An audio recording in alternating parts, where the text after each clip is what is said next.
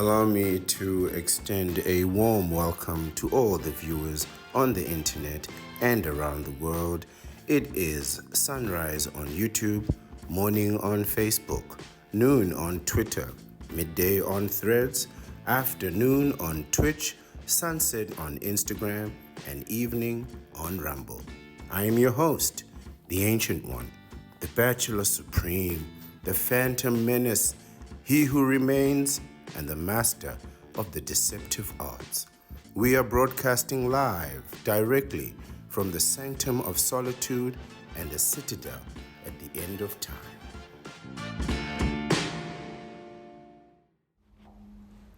Sun Tzu says, if fighting is sure to result in victory, then you must fight, even though the ruler forbids it. If fighting will not result in victory, then you must not fight, even at the ruler's bidding. If we know that our men are in a condition to attack, but are unaware that the enemy is not open to attack, we have only gone halfway to victory. If we know that the enemy is open to attack, but are unaware that our own men are not in a condition to attack, we have gone only halfway towards victory.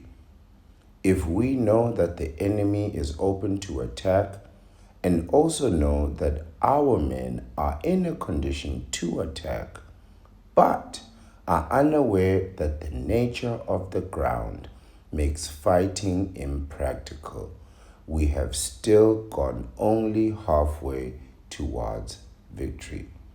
Hence, the experienced soldier, once in motion, is never bewildered.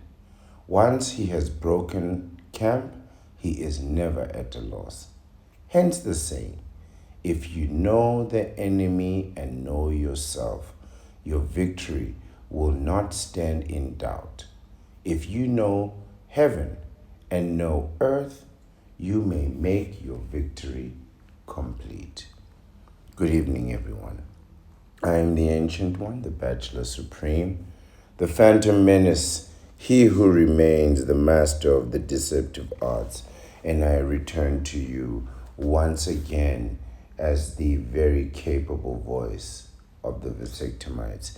And today I wanted us to talk about something that is going to afflict a lot of people all the way throughout their lives. And that is the issue of a loss of time and then trying to make up for all that lost time. Such a terrible mistake. Such a terrible mistake. I wanted us to discuss this because it afflicts a lot of divorced men and women, particularly the Bachelor 2.0, he who returns and he who survived the dark dimension.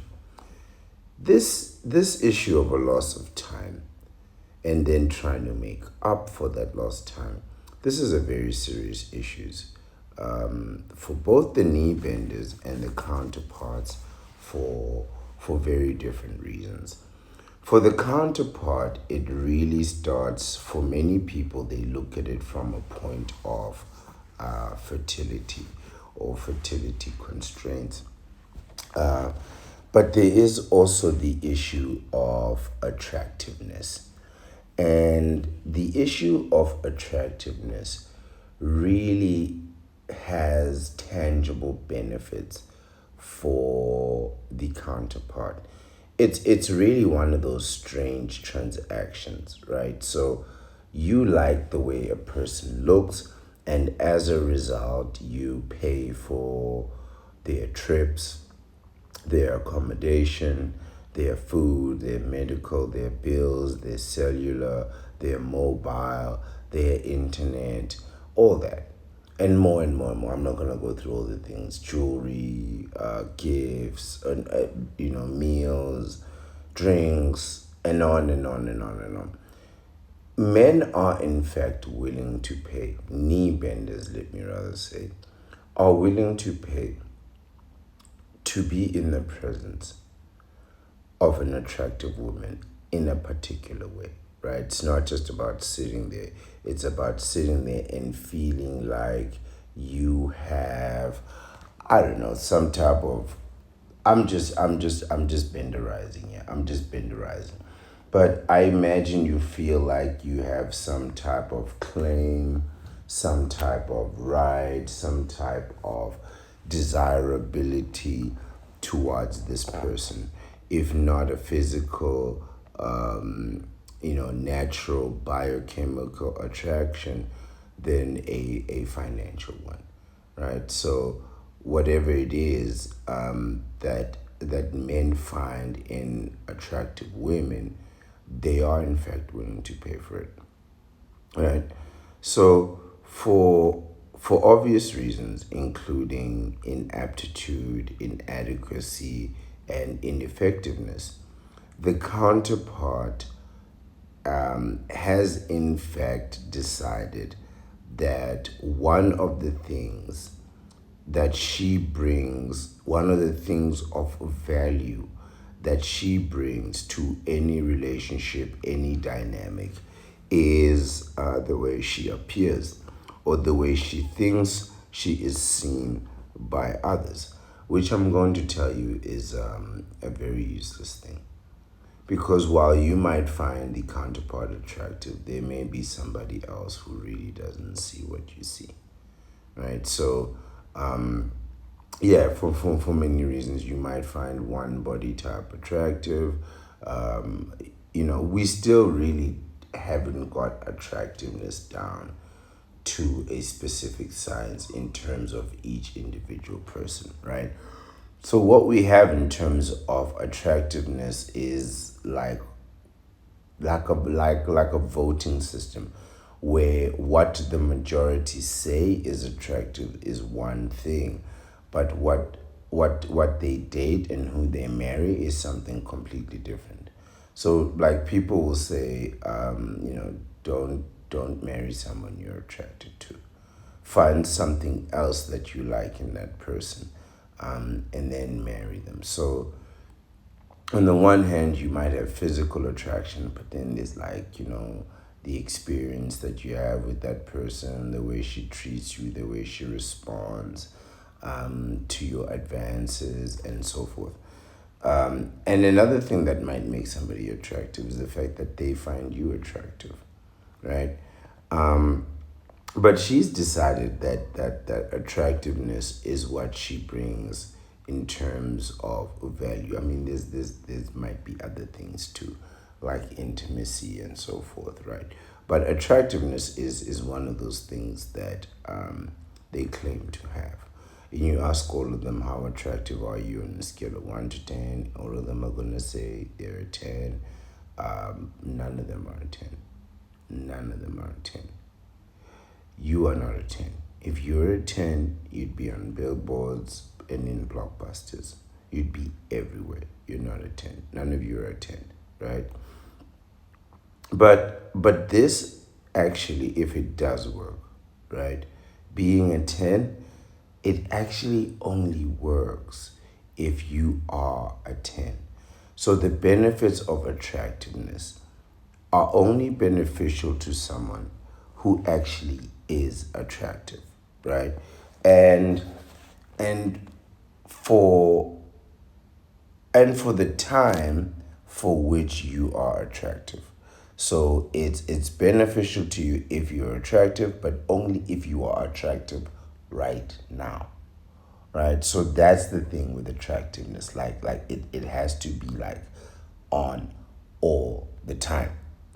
Otherwise, the moment you're not attractive, then people just move on to the next attractive person, right? But once you're no longer attractive for whatever reason, right, then the value of your attractiveness is no longer a thing of value. So you might find, like, have you ever seen a situation where you're with somebody who's, you deem physically attractive, but they're unfaithful.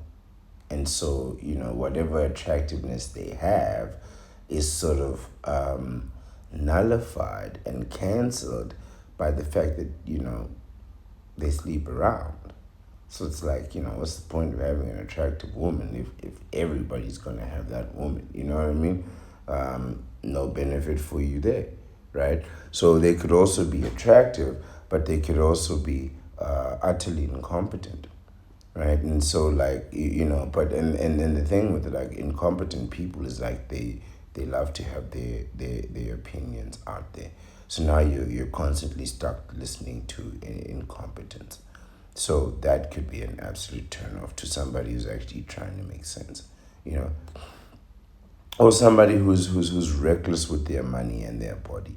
So it's like it's one thing you're beautiful, but you owe hundreds of thousands of dollars, and it's like, well, the thing with that is that if you have the beauty, right, the beauty by itself is spectacular, but if you have to contrast beauty with something else, so you contrast the benefits of beauty with hundreds of thousands of dollars of student loan debts, beauty doesn't count. It's like nothing, right?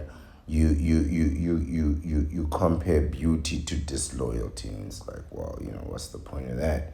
I'd rather have a woman who's not beautiful and is loyal, or I'd rather have a woman who's not beautiful but doesn't have debt, or I'd rather have a woman who's not beautiful and isn't a drug addict.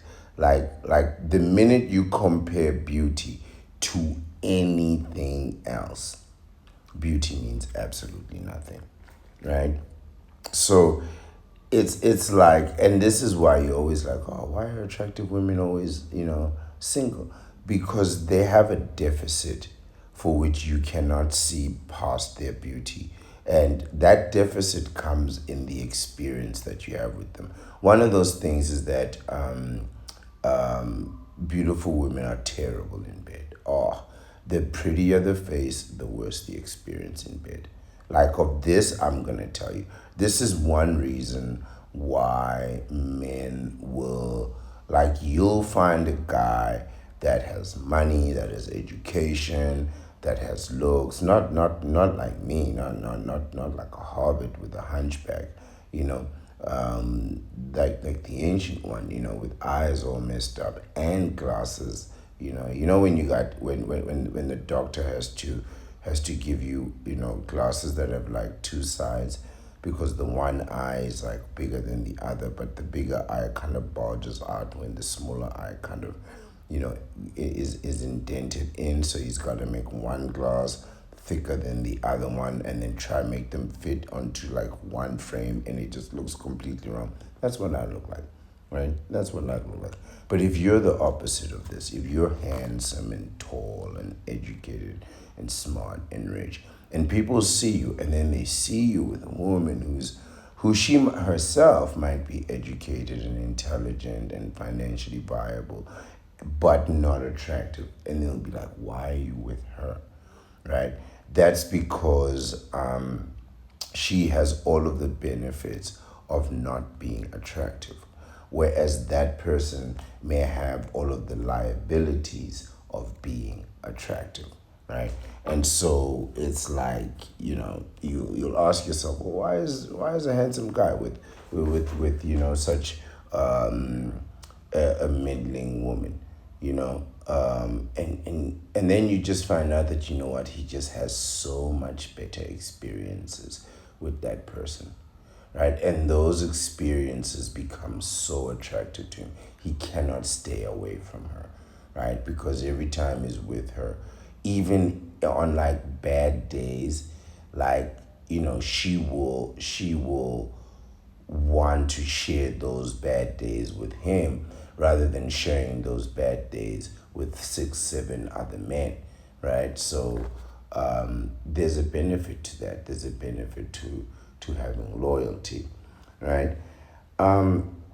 This means that in order to sell this useless thing, this attractiveness, right?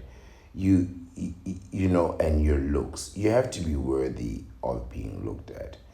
And for counterparts, this usually means being younger. Now you might make the argument and say, oh, but Ancient One, there are so many older counterparts that look so good, so well kept, so mature. Okay, fine, blah, blah, blah. But what you want to do is take a very attractive older woman, and you don't want to compare her with other attractive younger women because she may very well defeat them all. There's really there are some women that have just been attractive and beautiful their whole lives. And while they may have the deficits that I described, maybe not being very interesting, not being very intelligent, not being very charming, being disloyal, they can overcome those through self training and self discipline. And still be attractive at an older age, right? That might seem like a benefit and so forth. And it may be. But what you need to do is look at that same person. Now, I'm not saying compare one woman to another. I'm saying compare this woman to herself. You compare the same counterpart to herself 15, 20 years ago when she was 21, 21 and over, right? 21 and over. We're not going any younger than that, right? You compare that to how she appears now, and the difference is apparent, and it's clear, and it's stark, and it is unavoidable. They are completely of different levels of attraction. Her old self at 22, 23 is going to make her previous self at 22, 23 is going to make herself at 33, 43 appear average. Like she is going to disqualify herself. You're going to be like, wait a minute, am I getting the back end of this? I mean, yeah, you look pretty good, but wow, I missed the whole show. I missed the whole show. That's the feeling that you're going to get. That's the feeling that you're going to get. To the point where, when somebody like passes away and then they show you like a picture of them like when they were young and attractive. And she doesn't even look like herself. She looks like she could be like a relative, like a granddaughter or something, but she doesn't even look like herself. So this is really what you're gonna, this is really what affects these counterparts. And you have to understand though, the reason for this is that when you're an attractive counterpart, there is no limit to the amount of things that you can get. Anything from marriage proposals to houses, to yacht trips, to movie roles, $1 million movie roles, to all kinds of things. People writing songs about you, writing books about you, billboards, magazine, advertising company. If you are attractive enough, people will throw luxury at you. Men have no idea. You have no idea because nobody would give you not even a crumb of bread. Not even the government. Not even the government is like, you know what, we should do something for men. No way. Even the government is like, you know what, we'll do something for the women and children, but first we gotta take care of these supermodels. Once the supermodels are safe and well fed, we will come back for the children, right? And we'll start with, people under 13 will come take care of you. And when they get there, they'll be like, where are the little pretty girls? Okay, let's save them for 21. I'm telling you the truth.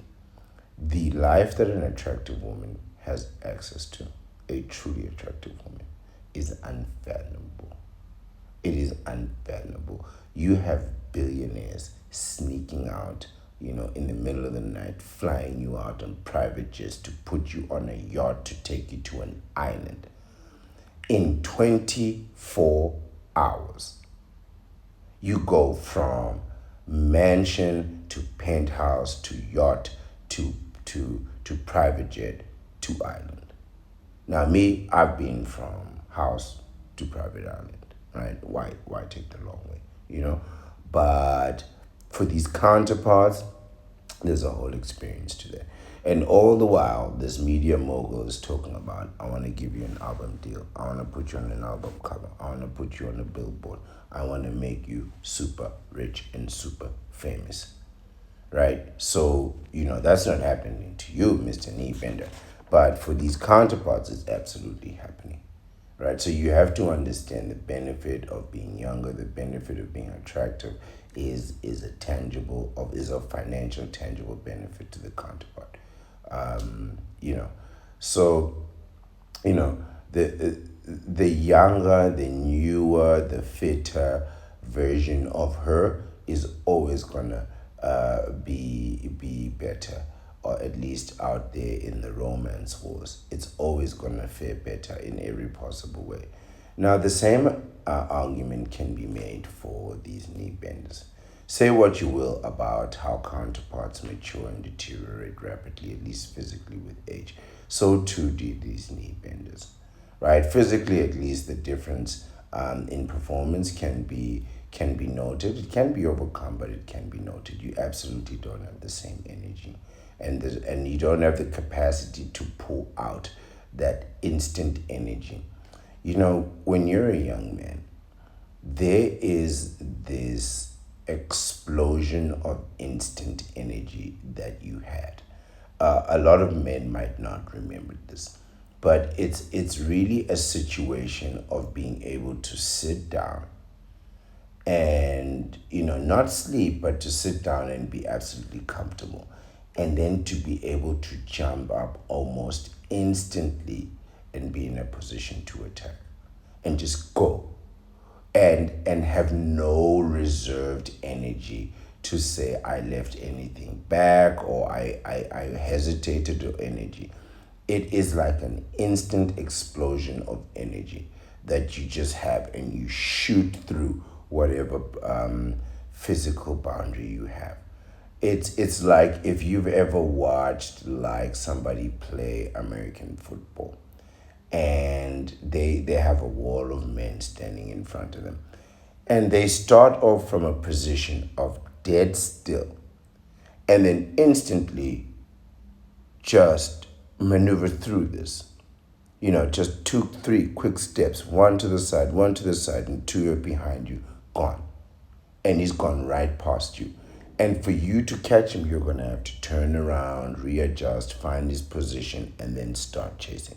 And by then, he's meters away. That's the explosion that I'm talking about. From 0 to 100 in no time. I mean, in 0 seconds flat, right? So, as an older man, that type of explosion, that type of power, that kind of energy, sustainably is completely gone. Right? Now, there are things that you can do to overcome sort of physical deterioration. Of course, you can exercise and do all kinds of things. I do these things myself. And also I try to work on my feet in a sustainable way. But in truth, after a long day of work, there's no I'm going out now. If I do a long day of work and then I run 10Ks, there's no more energy to be up till 2 o'clock in the morning. Whereas young men, no problem. For those who do not overcome this, you can look forward to things like pot bellies, and when you have a pot belly, that belly, that's just a layer of fat. That's all that is. It's just fat upon fat. You can expect man boobs, you can expect double chin, you can expect balding. You can expect heart conditions, liver problems, lung problems, and a myriad of endless issues that are mostly due to and associated with a lifetime of bad habits and poor decision making, like not freezing your sperm and getting a vasectomy. Please freeze your sperm and get a vasectomy. I say it every single day, and I'm not going to stop saying it. You need to go freeze your sperm and get a vasectomy, especially you Bachelor 2.0s. he who returns, you guys who came out of divorce, right? But along with that, you've had a lifetime of smoking, alcohol consumption, no exercise, overeating, too much intimacy, too many late nights, not enough early mornings, you know, and and while the consequences of these ailments can be contained, and even some overcome, sadly they cannot be completely reversed and eradicated. Eventually, we're all going to get old, right? You can't run those 10Ks forever. And if you do keep running those 10Ks in your 50s, 60s, 70s, it will be very beneficial to you, but it's going to become very taxing, and it's going to come at, quite frankly, a very high cost, right? For many men that have come out of marriage and survived the dark dimension, the Bachelor 2.0, the loss of time, and even the counterparts too. The counterparts have lost their youth, their beauty, the opportunity to do really great things. Win or lose, you could be super famous, destroy your whole life, your whole career, get married, and still be okay. As a counterpart, as an attractive counterpart. As a man, not so much, not so much. When for many married men that come out of marriage and who survive the dark dimension, they really lament this loss of time, you know. And when you are in the dark dimension of legal matrimony, you know, you are so busy with the needs, worrying about the needs, concerned about the functions and the functionality, and the results of so many other people that really there is no time. There is no time. And I'm gonna demonstrate this for you, right? How much time really works. I've said it many times that traveling, through time, doing time travel, it's not really what you think it is, you know. So what most people think and believe wrongly is that they get 24 hours of the day and you don't. Actually, you get 16 hours of the day. 8 of those hours are spent on sleep. They go to sleep whether you like it or not. 10, let's say 8 to 10 hours, let's say 10 hours of the day go to work, right? This may include commuting. And if you're like me, you do that extra time, overtime. Every time you're talking about it now, a 12-hour work day. So just consider this. Just let's do the numbers. You've got 8 hours of sleep, of which you have no choice. If you don't sleep 8 hours, I mean, forget about it. I don't even want to talk about it. Like, I'm not even going to talk about the benefits of sleep. I'll do the videos another time on the benefits of sleep. Just sleep 8 hours. You have no choice. You don't get 24 hours. You only get 8. Right? Now you got 8 hours of sleep. And then you add 8 hours of work. Then you add 2 hours of commuting. That's already 20 hours. That's the whole day. That's 20 hours of your life completely gone. Right? Add it up. Add it up. 8 plus 12 is 20. Right? If you're doing that overtime, extra time every time. If you're not doing that extra time, overtime every time, then you might get 2 extra hours. Right? 1 hour of commute either way, 8 hours of work. Now you're earning less money. You're poor. You could be doubling your salary by working 2 hours extra a day, but now you're earning half the money and gaining only 2 hours in return. Just think about that, right? So this effectively leaves you between, if you're already at 20 hours a day, right? This leaves you with only 4 hours of the day to do everything. Listen to what I'm saying. 8 hours gone to sleep, 10 hours go to work. You have 4 to 6 hours to do every single thing. Now, these things are going to include right? Now, just listen to this. Oh, by the way, if you work out for 1 hour a day, so now you've gone from, let's say so there's two camps of free time, right? There's 4 hours a day and there's 6 hours a day. You work out an hour, you're now either down to 3 hours or 5 hours of free time a day. In those 5 hours, if you are in the dark dimension, you have to do your child raising, you have to do your chores, you have to fold all those towels, you gotta do your laundry, you gotta nurture your relationship, you gotta make healthy meals so the family can eat the meal right now, and then make breakfast for tomorrow also, because they have to eat tomorrow 3 meals, right? 3 square meals. You gotta prepare all of that. You got only 3 hours to do this, right?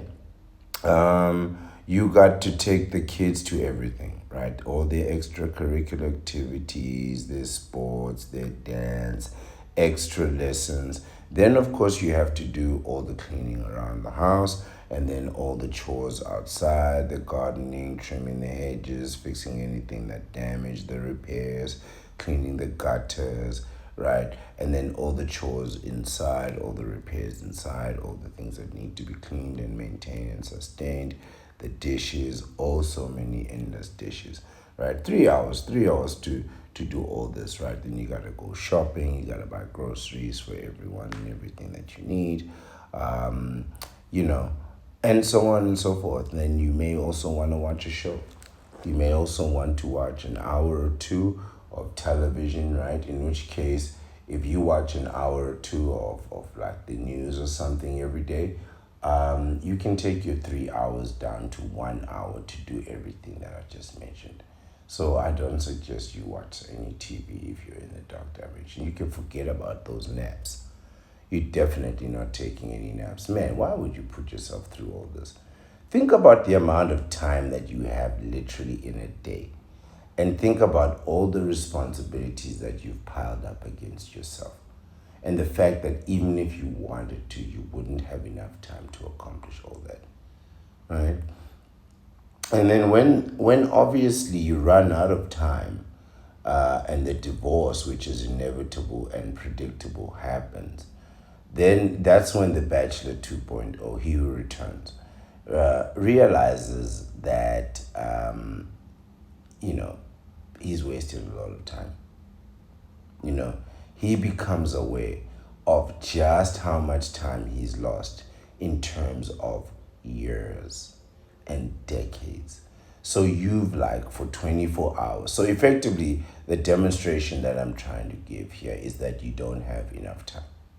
You don't have enough time in a day to be a parent, which means you don't have enough time at all. If you cannot accomplish all of your tasks, all of your daily tasks in a day, that means you cannot accomplish all of your daily tasks. Right? If you need 2 days to do 1 day's worth of work, that tells you that you have too much to do. Right? And so this can go on for decades. You can go decades and not realize, right, that you've done nothing for yourself. In decades, he has had 0%. He has done 0%. He has bought 0%. He has been to 0% of the places that he wanted to go, the things that he wanted to do, and the things that he wanted to have in his life. You know? And he has not even had time to think. This is one of the things that you don't understand about being in the dark dimension. Right? People don't really discuss the issue of time in the dark dimension. You don't even have time to think. I cannot tell you the value that I derive from having an hour or two just to sit there and ponder my thoughts. There are moments where I'm not even engaging in the art of war. You know, just so I can be aside from the Grand Master's words and ponder my own thoughts, come up with my own strategies, analyze my own self, know thyself, to know myself. Just the time that I take to know myself, to be within my own mentality, my own solitude, to meditate on myself, my needs, my desires, my want, my next move, my best move. The amount of time that I spent in solitude, by myself, for myself, within myself, with myself, that time is invaluable to me. I mean, really, I had a moment where I thought, man, let me try cohabitation, right? Maybe with a counterpart. Did that once, and no cohabitation has been one of my rules ever since. I never cohabitated before. I did it once, and I'll never do it again.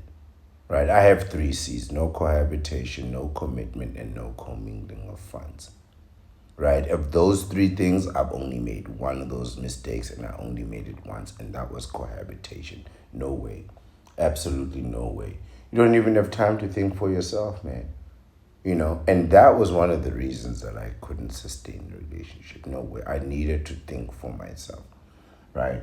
And when there was a moment the counterpart asked me to side with a knee bender. And I said to this counterpart, man, you're asking me to do something that I've never done in my life. You are asking me to not think for myself, and I cannot do that. I don't care how right he is. I want to be right for myself. Only to find out that that knee bender was completely wrong about the entire situation. And I was right to not trust him and to trust my instinct and my solitude. But it was troubling for me.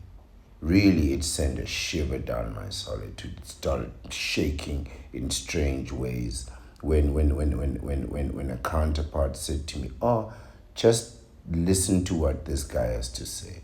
Oh, no, no, no, no, no, no, no, no, no. No, no, no, no, no. Not happening. Listen to what this a guy, I must listen to a guy? Get out of here, man. Get out of here. I'm not listening to somebody who's referred to as guy. No way, no way, man. And these are the things, like, these people will get you to try to not think for yourself, and I cannot do that. Just the amount of time that men have lost not thinking for themselves, And what he does is he comes out of this and he starts to think for himself. But the last time he did that was when he was 23 or 24. And the last thing he thought for himself was the completely wrong thing to think. The last time he thought for himself, he thought, man, let me get a woman, which was the completely wrong thing to think. So now he wants to make up for lost time. So he goes back onto the market and he tries again. But where does he start from? Where does he start from? He doesn't start from a position of a mature bachelor. He doesn't start from a position of a man who's done it all, who's been in exotic islands, who's been, from continent to continent, who's stayed anywhere from a backpackers to a luxury resort. Yeah, I've stayed in backpackers, man. I've stayed in backpackers, I stayed in backpackers in Bali and a luxury resort in Bali, right? I was like, we're not doing this. We're not doing this. On to the next one, right?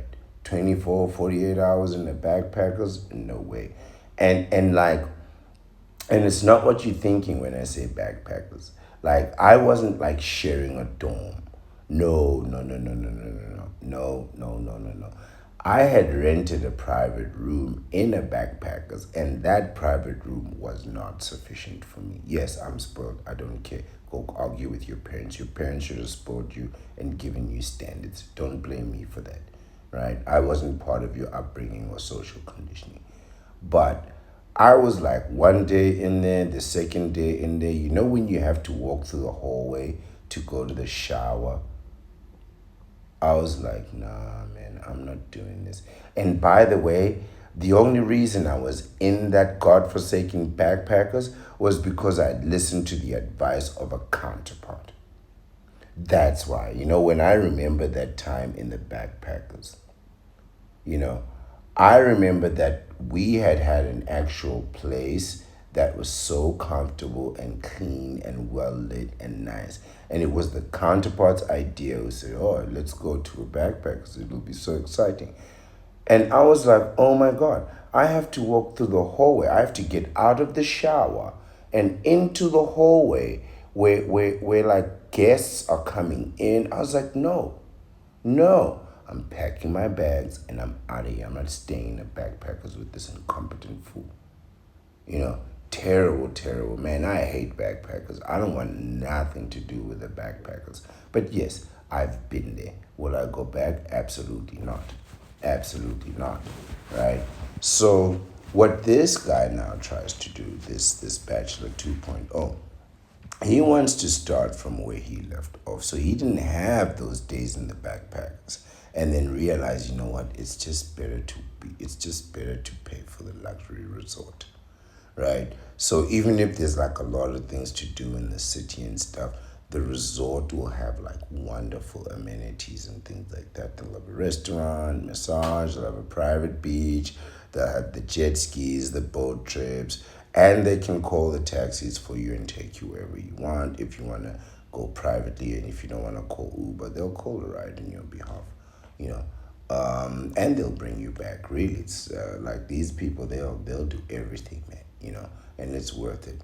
But this guy, he doesn't start from that point. He doesn't start from the point of, oh, luxury resort, exotic island. No, no, no. He wants to go back 24, 20, 25 years back to the backpackers, right? Back to where he left off at 24. Terrible idea. Because you're not 24 no more. You're in your 50s now. You're a somebody in your company, right? You got responsibilities, you got eyes on you, you've got a community, you got leadership roles. You're not staying in a backpackers, man.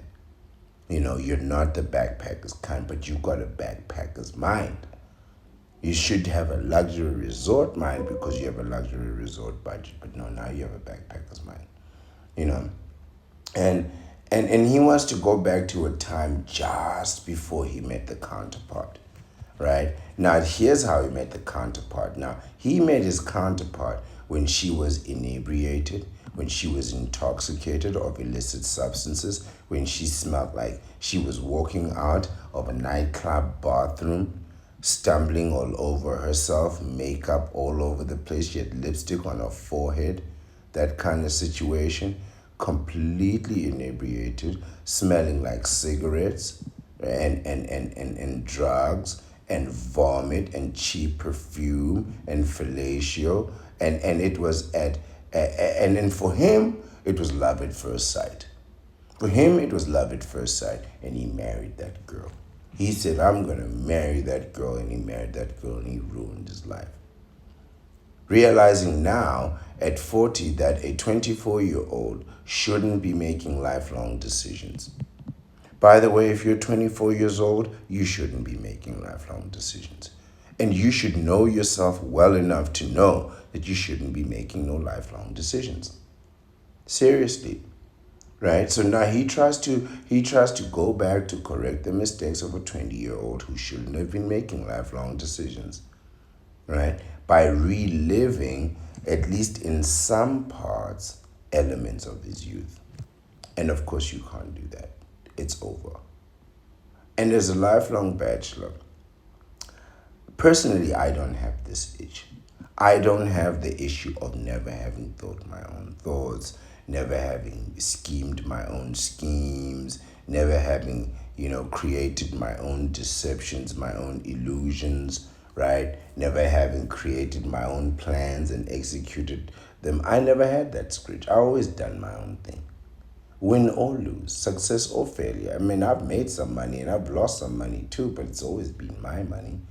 And I lost it doing what I wanted to do. And for most of the time, it wasn't gambling or investment. I spent that money. I'm telling you something. Let me tell you something. Me, I've spent a lot of my money. Not an investment on things that later I had to completely replace, right? So yeah, I've lost some money. I've made and lost some money. So many trips, right? So many trips. I really can't tell you. Just decades and decades of trips, man. Imagine going on trips every 90 days for 30 years. How many trips is that? I don't even care. I don't even care, to be honest with you, right? This is the point where you are as a mature bachelor. You don't have that itch to scratch. You don't want to stay up all night in a dirty nightclub. You know how many nightclubs I've been to? I've been to nightclubs in Kuala Lumpur, in Indonesia, in Laos. I've been to nightclubs in Cambodia, in Paris. I've been to nightclubs where India. I mean, come on. How many nightclubs can you really go to before you realize, hey man, this place sucks? You know what I mean? How many nightclubs all over the African continent, South America? Seriously, seriously. You get to that point as a mature bachelor where you walk past a nightclub and you realize, you know what? My time has passed. It's not my time now.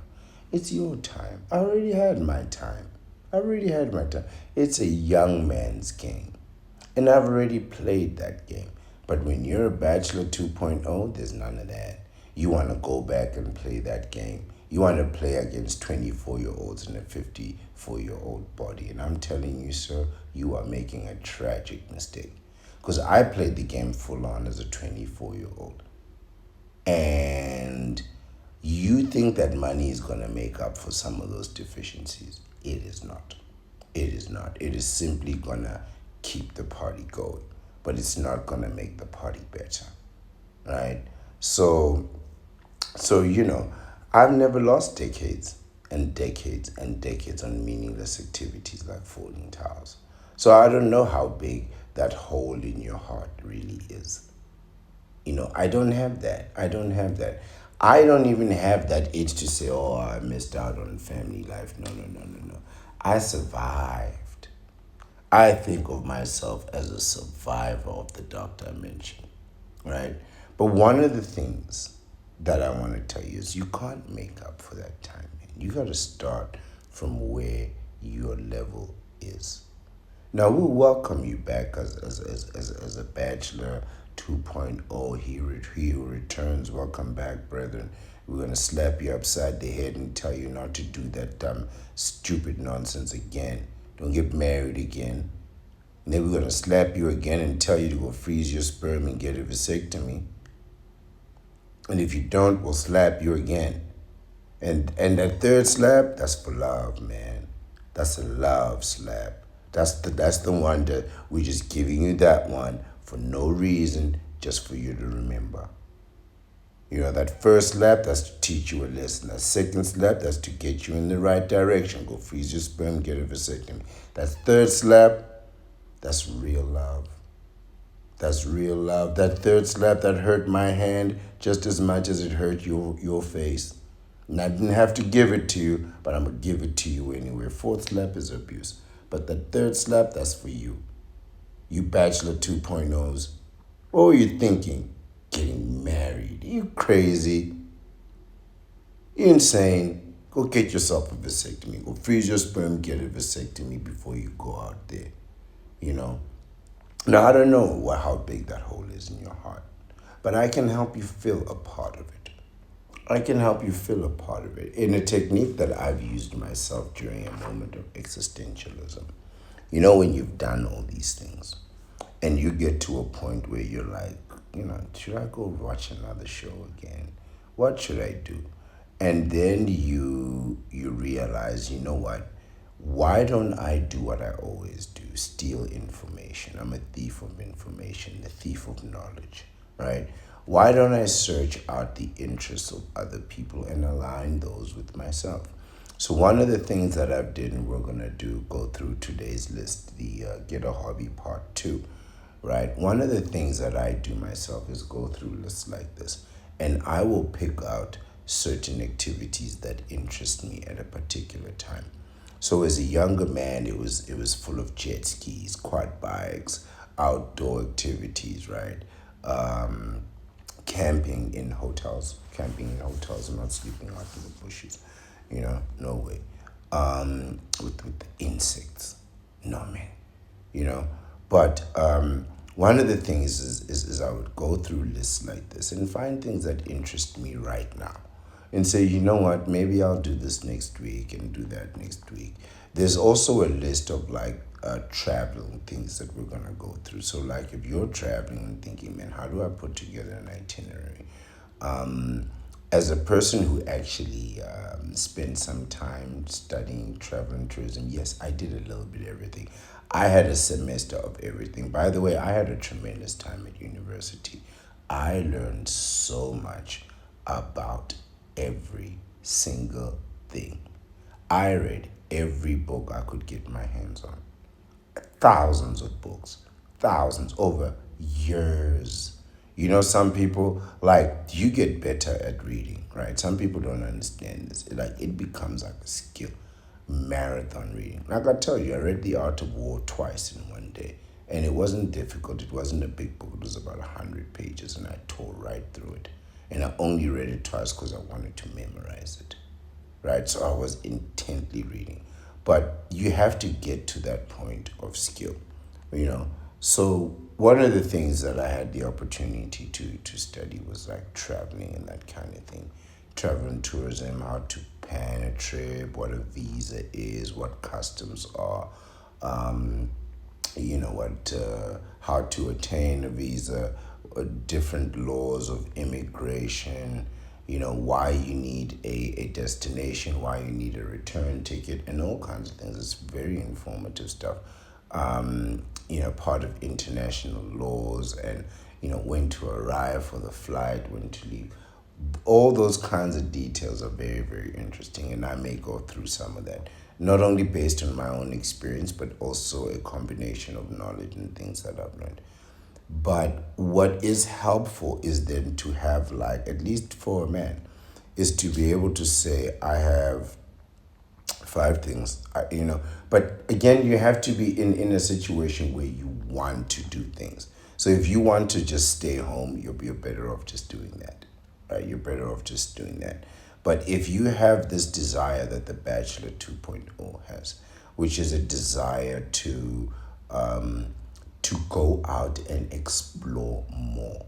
For a person who was exploring and then had his explorations cut off, you want to go explore more. One of those things I suggest is when you are thinking about what you're going to do, there are activities that are completely inappropriate for you, and not just inappropriate in a way like you shouldn't be doing them, but you don't want to be seen doing those things. There's a way to do it. The way to do it is to plan it out ahead of time. Have a list, have an itinerary, know what you're gonna do, how much it's gonna cost, when you're gonna execute it, who you want to know, who you don't want to know.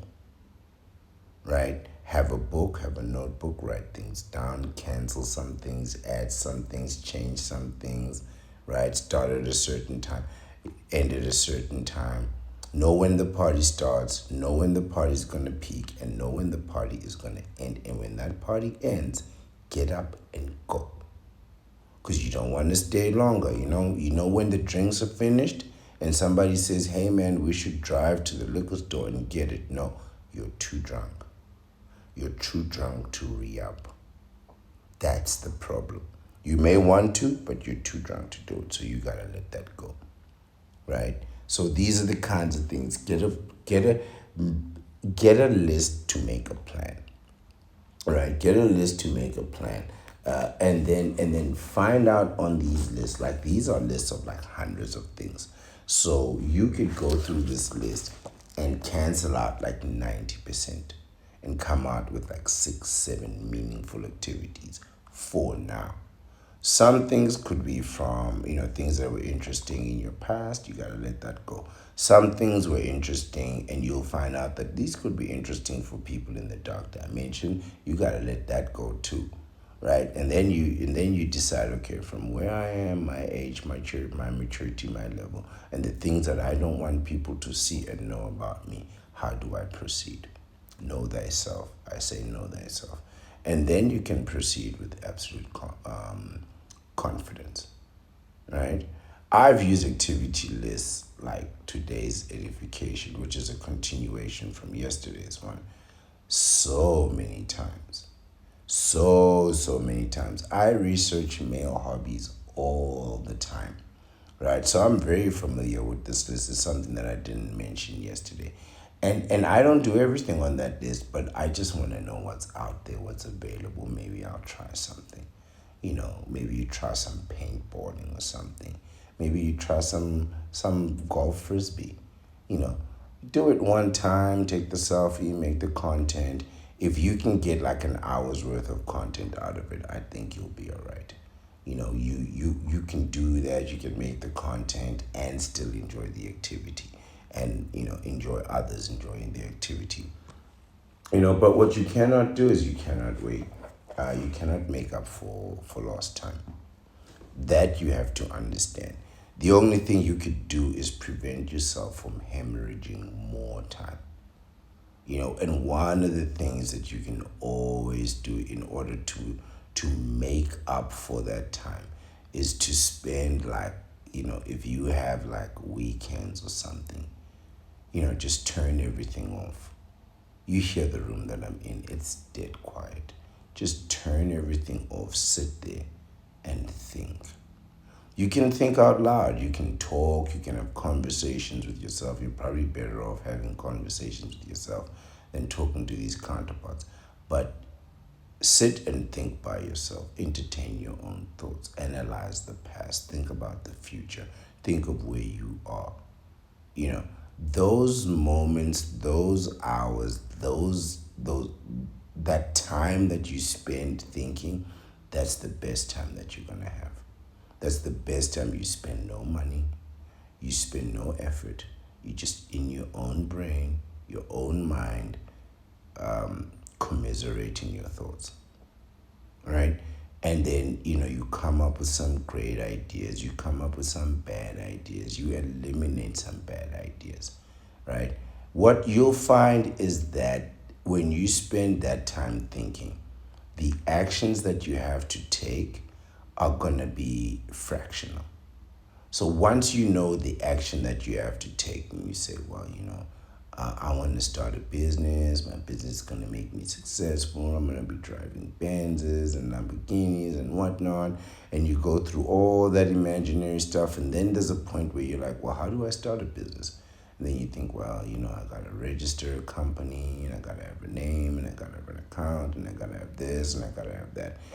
And then all those things that you need to do. They get the account, get the company name, register it, pay for the thing, the registration, get a location, yes, I've registered companies, yes, you need an address, right? And all kinds of things before they can give you a company number.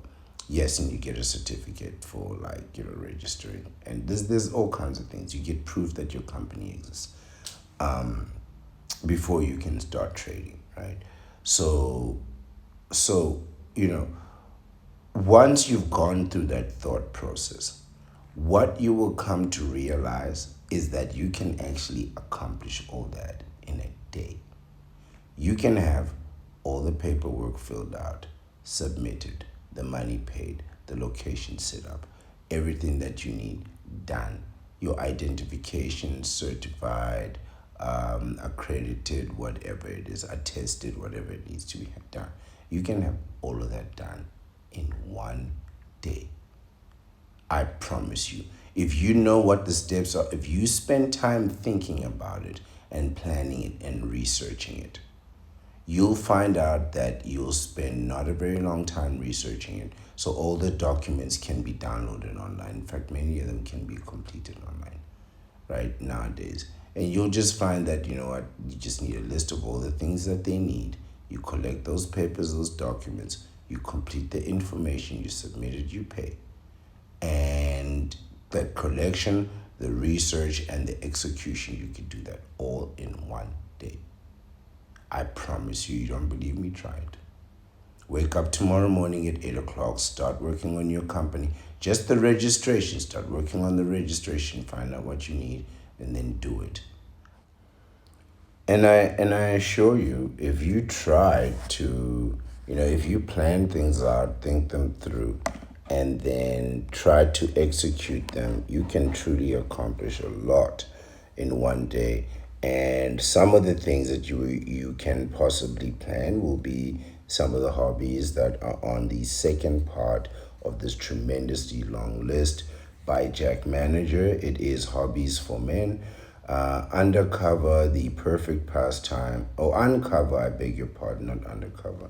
Uncover the perfect pastime for your passion. Again, this is by Jack Manager, published on the 5th of November 2023. And his website is sometimeshomemade.com, sometimes hyphen homemade.com, and there's the link to the actual list. We did the first half of it yesterday. We're going to do the introduction once more and then jump into the second part of the list, which are some of the things that I enjoy: intellectual and mind engaging hobbies. Sadly, he does not have the deceptive arts on here. That would have just made this list absolutely complete for me. Mr. Manager says lists of hobbies for men. These hobbies offer an avenue for men to connect with their creative, physical, and intellectual sides while fostering a sense of community. He's talking about the solitude, intellectual, creative, physical side, your solitude, man. That innerness. Whether it's woodworking, sports, intellectual challenges, or other pursuits, they are key to unleashing passions and promoting wellness, right? Individual passions and promoting self wellness. We're all about the self on this platform: self determination, self confidence, self motivation, self control, self, me. If that bothers you, you're just gonna have to learn to live with it. You know what I mean? I'm a narcissist. I'm not even gonna pretend for you, at all. And I mean like textbook narcissist. Some people, when they find out what a narcissist is and they see that description, they shy away from it. They're like, oh no, that's not me. I read that description and I was like, wow, they really got this right. Like, there are a lot of things that psychology has got wrong. But the definition of a narcissist, like when you fit that piece of that puzzle to you, it doesn't just give you a better understanding of yourself, it liberates you, man. It liberates you. I know myself. I'm a narcissist, right? So, and this is one thing you have to understand about narcissists: because we have such a sense of self, we know who we are. And if you're going to be bothered by that, it tells me that you don't know who you are, because then you'd be able to stand in your solitude instead of trying to trample on mine. Intellectual and mind engaging hobbies. Now, this I like. Chess and board games. Now we're talking. There's some board games that I'm very curious about, which is like checkers and other things. Um, Mahjong is one that I'm very interested in. I hear it's a very strategically minded game, but I never got the chance to get into that. But as for chess, now we could play chess. We could play chess, like, Um, now, I'm a person who has their own strategy, and I'm like, I have my own philosophy: freeze your sperm, get a vasectomy. And I will test that philosophy against every other philosophy that's out there, right? You say you have the best philosophy, your philosophy doesn't include a vasectomy. I accept that challenge. I accept that challenge, and I'll recommend a nice divorce lawyer and somebody who'll help you with that child support, right? We can get a nice balanced outcome for you, right? But part of that competitiveness is to have, like, to say, well, here's my strategy. I'm gonna compare my strategy with your strategy, right? Here's my philosophy: the art of war, right? I'm of the camp of Sun Tzu. I believe in putting myself beyond the possibility of defeat before I choose a war. And that same strategy applies with chess, right? Now, I've played a tremendous amount of chess, both online, offline, with AI, against AI, with humans, against humans. And I've lost a great many games of chess, but not because I didn't understand the game. You know, when you're playing a game and you're trying to find that particular type of sequence, right? The type of sequence that where you can when I look at a chessboard, it's not a complicated device for me. It's actually quite simple. It's limited to 32 pieces, and I can't remember how many pieces, how many parts on the board, but it's not that many. It's not more like 100 squares, 32 pieces. There are only so many moves that you can make, and the idea that I had to try every possible move in order to find the right type of combination was very frustrating for me. So eventually I found, after years, man, years of just trying, I found a combination of moves that I would happily rival against every player.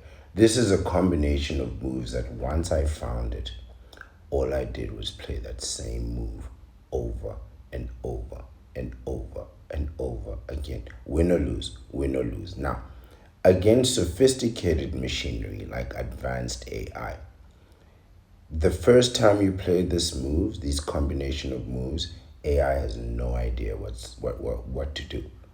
It has no idea how to prevent it.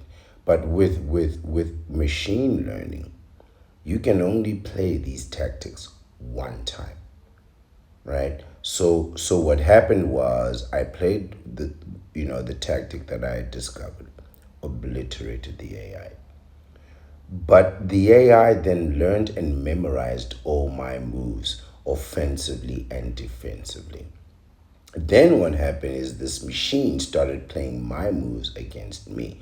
But of course, I've also learned those moves offensively and defensively. And eventually, the machine and I got to a point of a draw where I was moving one square, the machine would move one square. I would move back, the machine would move back. I would move to the same square, the machine would move to the same square. I would move back, and we would do that like 100 times. And eventually I was like, okay, this is the machine surrendering. This is how intently I am on being thorough, right? I will find that move. And this move, I play that move over and over and over and over again. There are people who I've played who said, oh, I play a lot of chess. And I was like, well, I don't really play all that often, but I have a move and I'll play that move. And they'll stop their game and say, okay, Ancient One, I want that move. The move with the ladies first, I want that move. Right? Yeah, you never heard that ladies first chess move. Yeah, that's because I had to come up with it. And I'll play that move. I'll play that move. But think of my free sperm get a vasectomy as a chess move. I play that move every single day, and I will compare freezing your sperm and getting a vasectomy against $1 billion because I know it's gonna work. It's the same thing with chess. It's the same thing with chess. You gotta find that right move, and I hope you do before you come up against me, right? And win or lose, right? Like, you might beat me the first time with this move, but then I'll realize, oh, okay, I need to do the A variation or B variation of this. Yes, I have variations of it. So there's one move where if I land one piece first, I take piece number one, or if I land another piece first, then I take piece number two. But either way, I'm taking 3 or 4 pieces from that move, and one of those pieces is going to be your queen. I absolutely guarantee it. You ever lose a queen in the first 3 moves of the game? No, you haven't. And I promise you, when people see their queen go in the first 3 moves of the game, it sends shivers through their spine. They're just standing there thinking, okay, I needed that queen to win the game. Now I don't have the queen. The best choice I have now is a draw. You just lost your queen in 3 moves. You think you're getting a draw? Exercise your strategic thinking and engage in mind bending battles on the chessboard or with board games. I agree. We just had one. Puzzles. Puzzles is not something really that I've been into. One thing that I did like to do though is coloring books. Yeah, I had a phase where I went through coloring books. I just couldn't stop. And this isn't as a child, this is as an adult. I just couldn't stop. You know, there's if you really want a something that will de-stress your mind, try a coloring book. Try a coloring book. Man, that stuff really works. I really can't tell you what it is. And it's like you ever color a banana blue, right? And it's like, and it comes out and it looks okay. Like it looks good. It's like all colored into the lines and stuff. But you know, banana is supposed to be like a tinge of yellow, but you just colored it blue. There's something about coloring books that really did something for me a while back. For it just stimulated a part of my mind that I really didn't think needed stimulation. It was completely different to other types of books that I'm always engaged in. And it's a productive skill, so it's like you do something and it looks the way that you imagine it, and you're like, should I make this banana blue or yellow? And then you make it blue. It's something about them, but puzzles not so much for me, right? But who knows? Maybe if I did try it, I'd probably enjoy it. You know, why not? I got the time. I got the time. And I'm not making up for lost time. I'll do a puzzle once or twice. Solve jigsaw puzzles, Sudoku, and crossword puzzles to sharpen your mind and test your patience. I tried crossword puzzles. Haven't done one in years. I'm over it. I'm really over it. Reading, explore new worlds, gain knowledge, and embark on adventures through the pages of books. We do that every day. Not only do I like it, I recommend it, right? Writing, absolutely. Craft stories, articles, or personal journeys to express yourself and share your thoughts with the world. Yeah, I think everybody should write a book. I really think if you know how to read and write, you should write a book. Like, you don't have to type it out at first, but just write it out in pen, until you get all your words out. It doesn't matter if your book is 5 pages or 100 pages. Tell your story, and when you're done telling your story, publish it, self publish on Amazon, right? I think everybody should. Any kind of book, write as many books as you can, right? Whatever, man. Just put your thoughts out into the world, right? It's going to be the best thing that you can do for yourself. Better than making videos, better than doing podcasts. Books are timeless, right? Books are absolutely timeless and they will endure. If you're wondering if your book will endure, it will endure, right? So go ahead, write that book. And even if you don't make money from it right now, you'll probably, besides, I mean, let's be honest. Writers, artists, you're all going to make most of your money after you die anyway. So just write the book, man. Just write the book. Forget it. Even if it doesn't sell now. I'm telling you the truth, most of your books, most of your intellectual property is only going to make money after you die. That's true for every writer and it's true for every artist. Astronomy, gaze the night sky, stargaze, or capture the universe's beauty through astrophotography. I went to a planetarium once, not an aquarium, a planetarium, which is like it was like a dome. It was fascinating. It was fascinating. It was like you go into this room, and what they do is it's pitch black, and then they project images of the universe all around you. So as you turn around, it looks like you are looking at different parts of the universe, to human scale, right? And in a way that you can appreciate it as a human. But it was very enlightening stuff. Also, I did do some stargazing as a youth while out camping, completely ruined by the fact that I had to sleep on the floor.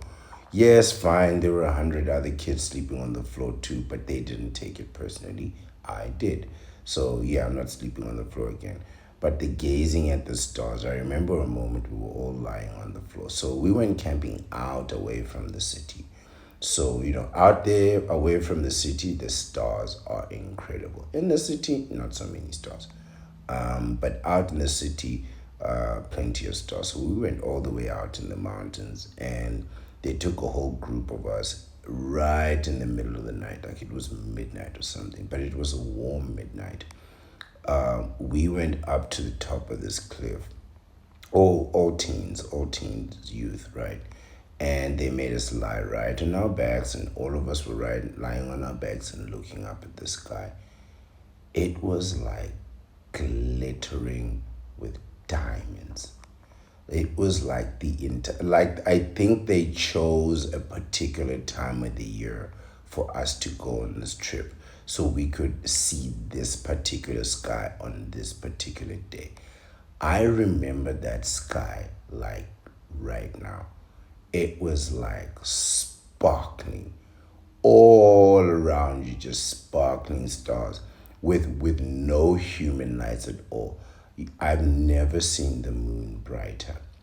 When the moon is so bright, it creates a shadow, you know, like so bright you could play a game of football and not miss any of the details, right? So I've had some wonderful experiences going out stargazing, ruined except by the fact that they made us sleep on the floor, you know. But other than that, that camping experience was actually quite delightful, right? So I'll go camping, but I'm sleeping in the hotel. Not doing that again. You know what I mean? And no cold showers for me. Magic tricks. Delight and mystify others with the art of magic and illusions. Okay, I'm not doing any magic, right? But I love magic shows. Like I love that type of thing. I like stage performances, right? Where they go out of your way to use illusions and that kind of thing. I like it. I really, really do.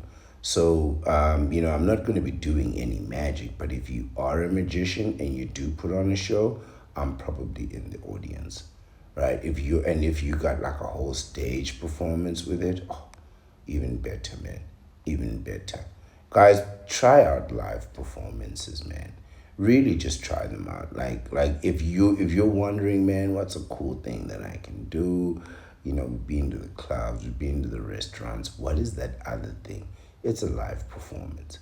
And sure, you can watch different types of live performances, dances, musicals, magic shows, all kinds of stuff, right? This is why this like this are very helpful, right? They can just give you so many ideas. So there's things that you want to do, like writing and reading. I'd happily do that. But then I'd also want to see things like stargazing, and I'd also want to watch, some magic, some optical illusions. I'm in for that. I'm in for that. What I'm not in for is folding those damn towels. 32 is astronomy. Didn't we just do that? Yeah, astronomy and astronomy. Stargazing. Let's continue. Observe celestial wonders from stars to galaxies with telescopes and astrophotography. I think that's pretty much the same thing, so they just repeated this on the list. 33, robotics. Dive into the realm of technology and engineering by building and programming robots. Now, I'm in on this. Like one of the things that I recommend as a practitioner of the deceptive arts and as a person living in this modern world is to learn as much as you can about the technology that you have. So if you use a laptop every day, you need to be studying like how that laptop works, the different shortcuts, the different functions, what it can do. Does it have AI? What does AI do on the laptop?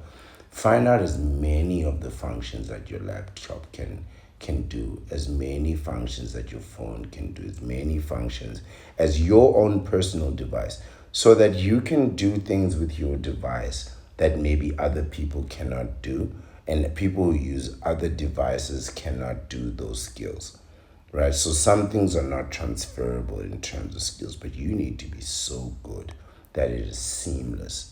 You and your technology need to be seamless. We live in a world of technology. There are people I'm gonna make a video about this, but effectively, like the smartphone is almost 20 years old. There are people who are adults who have never lived in a world without smartphones. So we're not going back out of this, right? Billions of people have this technology and they use it for their livelihood, right? They need it to survive. So, robotics, technology, and all kinds of things, we really need to get in on that, right? Just for our own knowledge, just to know, like, what does this technology do? How can I use it to my advantage? And how can I prevent other people from using it against me? Lock picking. I did some lock picking. It's a very interesting but useless hobby. It's a very interesting but useless hobby. There's cameras everywhere, man. You start picking locks, people are gonna see you do it. You start picking locks in cars, but it's also a situation of, you forget your keys, or something like that. But now you have to carry this lock picking toolkit with you all the way around. Now, here's the irony with it. I had that whole lock picking toolkit and I tried all those different tools. Lost it, never needed it. I never needed it before and I never needed it afterwards. But it's a very interesting skill to try, but ultimately a useless one. Develop a unique skill set by mastering the art of lock picking. I'd much rather we practice the deceptive arts than the arts of lock picking. There was a time, man. There was a time where things like lock picking could have been considered a part of the deceptive arts, or at least an element of the deceptive arts. But yeah, we let that go in the 80s and the 90s, man. Now it's all about that technology. You want to pick something, try and pick a counterpart's password. That's really where it is now. Not people are hiding things on their phones, not so much, behind closed doors. Lockpicking, not so much. Orienting, navigate unfamiliar terrains with maps and compasses, honing your outdoor survival skills. I don't even know what that means. Is that like walking around the city looking at stuff? Yeah, just go and create your content, man. Listen, we live in a world full of content, which is wonderful for travelers. Like for me, the unfortunate thing is that, well, fortunately, like I lived in a time where there were smartphones and cameras were available everywhere. So a lot of that stuff, there's like pictures of it. Now, some of it was lost because the counterpart destroyed my hard drive and she thinks I don't know it. I had a beautiful 2 terabyte hard drive that worked perfectly until that woman came and lived in my house. And then after that, none of my things worked again, and then eventually she had to go. And when she left, I had to pretend I was sad to see her go. I was like, oh no, please don't go. All the while I'm carrying her boxes out. She's like, yeah, he regrets every moment he's suffering. Listen to me. I'm not a person who likes to suffer. I would never carry your boxes out of my house if I thought it was gonna, make me suffer. You think I would pick up a box? You think I would lift a box full of people's stuff if it wasn't for my benefit? Man, these people are incompetent. The whole time I'm like, no, please stay. I'm carrying boxes faster than you can see. You ever seen a man carry boxes? And she's like, yeah, well, this is the consequence of being so selfish and narcissistic. Get out of my house, you moron. you know. And we never, like, she left and then we like continued, but she never moved back in. For years, years, I'm dating other people doing my own thing. And she's like, yeah, you're regretting it. I'm not regretting it. I'm not regretting it. You know what I mean? So, yeah, I don't know about these orienting things, just going places for no reason. I'm going to move right on. 36, geo-coaching. What is that now? What is that now?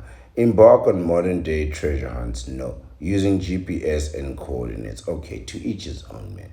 To each his own. I'm not doing a modern day treasure hunt. I'm not doing no modern day treasure hunt, right? I'm going out,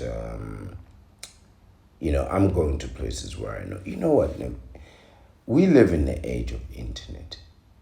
If you're going to leave your house and not know where you're going, you're insane. You know what I mean? Like I say, we live in a world full of content, right? Wherever you go, you can make your content, load your content, and you can gain some outcome from it, right? Instead of just traveling for no reason, like what we used to do back in the day, right? Oh yeah, by the way, this is what I was saying. I had all my memory all saved up. The counterpart destroyed my stuff, and then she had to move out, not pretending to be sad. But anyway, these kinds of things, if you don't know where you're going, man, that's a problem. You know what I mean? If you don't know where you're going, embark on a modern day treasure hunt using GPS and coordinates. I don't know about all that, man. I don't know. Just go somewhere and do something. We live in a world of internet where you can really find out all the information that you want. So if you're looking, to try a new activity, like going for a new restaurant or something, you just as easily go into your car, find out where to go, and then go, and it'll take you there in the fastest, shortest amount of time. But some people are into this kind of thing, mystery, treasure hunts, whatnot. To each his own. To each his own, right? Me, not so much. I like to know where I'm going and what I'm doing at all times. Geocoaching, I'm out of it.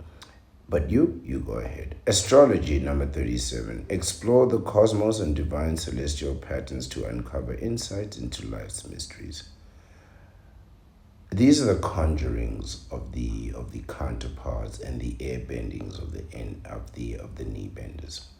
Right? They're trying to tell you your star signs and all kinds of things. I entertained all that stuff. I really did. I did.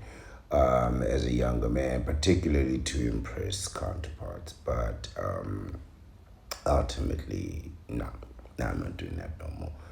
But to each his own, right? I know if you start talking astrology stuff to counterparts, man, you're speaking their language. You're speaking right to them, right? They really get into all this kind of stuff, right? And they'll go on and on and on, and then you have to like sit there and pretend you understand.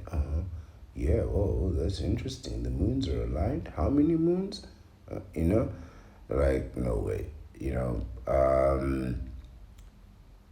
But here I am, discussing, advocating the deceptive arts in all of their mystery and wonder. So, those who practice the mystic arts, we are not of the same school of thought, but as a practitioner of the deceptive arts, I hold on to those practices, and I don't see why you wouldn't want to hold on to yours. In the end, we'll see what's what, or maybe we won't. Fossil hunting, absolutely not. Unearth ancient remnants of Earth's history and study the wonders of paleontology. You're going to be digging up the bones of dead animals.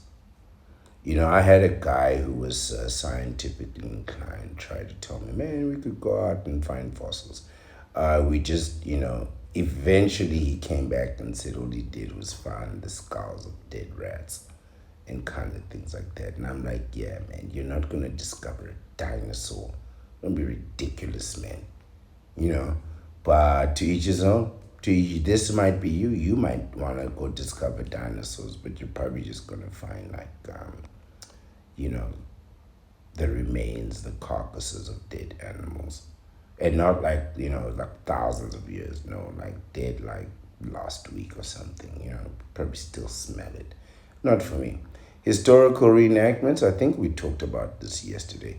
Step into the shoes of historical figures and bring the past to life through accurate reenactments. So I mentioned that myself, I do not think or believe that I would be doing any historical reenactments. However, I would enjoy like watching that performance.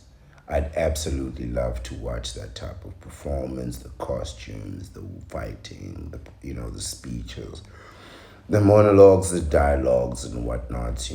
I'd absolutely enjoy that kind of thing, and making content on that. As a traveler, to say, oh, I traveled here, and this is a kind of thing that I experienced, and it was nice. But would I like to participate in it? No, it's too much work.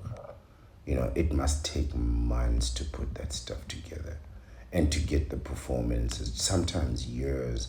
I think some of these guys, they practice, like the first few months, and then they get in and then they repeat that performance for years and years, right? Because to get it just right, get the costumes, get everything, it's got to take months. So I think eventually the people doing it are just professionals, or to some level committed, so they can keep doing it over and over again. I don't think it's new people reenacting every time. Some of these things are so extravagant, like you couldn't just pull it off with a new cast of people every few months. No way, you know. So one thing that's going to be good about it is that you can always expect like a great performance, because the people doing the performance are going to be so experienced and so skilled. So that's really something to look forward to. If you're so inclined, if you like performances like I do, I really like to be entertained. Right? There are moments I don't like to entertain, because I like to be like informative rather than entertaining. But when real gifted entertainers are entertaining, I really enjoy and appreciate that. So I know that for sure I would absolutely enjoy like historical reenactments and that kind of thing. I'd absolutely be in for watching that. So the next category that we have here is collection. What's it say here? Collecting and hobbyist interests. Hobbyist, that's an interesting phrase. A hobbyist. Collections. I make some collections, I suppose, but I've had to let go of so many of those collections. I had a whole collection of suits, which was a delightful thing to have and to wear. You look fantastic, you feel good, and then I lost a tremendous amount of weight. Now I have all these suits that are way too big that all need to be resized. So I always say everything is temporary, man. You just gotta accept that everything is temporary, and it's gonna be replaced either by changes through evolution or changes within yourself. But some people like to make collections, and I think it's like, I don't know. I don't know. Maybe I would make a collection of something and that I would pass with, or make a collection of something that is rare and then sell it, or something. I don't know. But I've tried so hard to hold on to things, to the point where, again, I'm looking at everything that's around me now, and none of it is even 5 years old. Right? None of it is even 5 years old. Maybe the pictures are, but these are just pictures of me aging. So, collecting things, maybe not so much, but to each his own. Amass collections of stamps, coins, vintage items, action figures, and sports memorabilia, preserving history and cherished memories. Sure, I suppose it depends on what you're collecting. I don't know, man. I don't know. You then these collections are the reason why I have the sanctum of solitude. These collections are really why bachelors need a place to live. Because you start collecting all this stuff that eventually you're going to end up throwing away and buying more stuff. Now, some of the stuff you actually want to keep, and then you end up not having, like, especially if you're like an international traveler like myself. You buy things overseas, you have nowhere to send them because you're either renting in one country but visiting another country. You're just going to send things to where you're renting just to leave them there when, and then, in a few months you're going to move, or in a few years you're going to move, or in a few situations you're going to move again, and you're just going to have to dump stuff.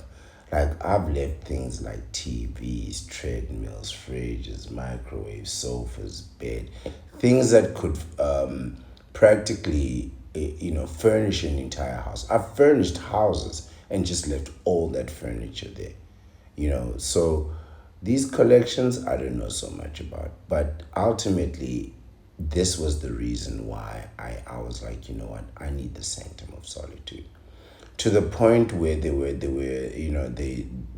years where I wasn't traveling or going anywhere, because I was like, you know what, I could spend 20 grand on a trip, or I could wait and just buy the sanctum, so that when I do go on the trip, whatever I buy there, I could just send it back to this place.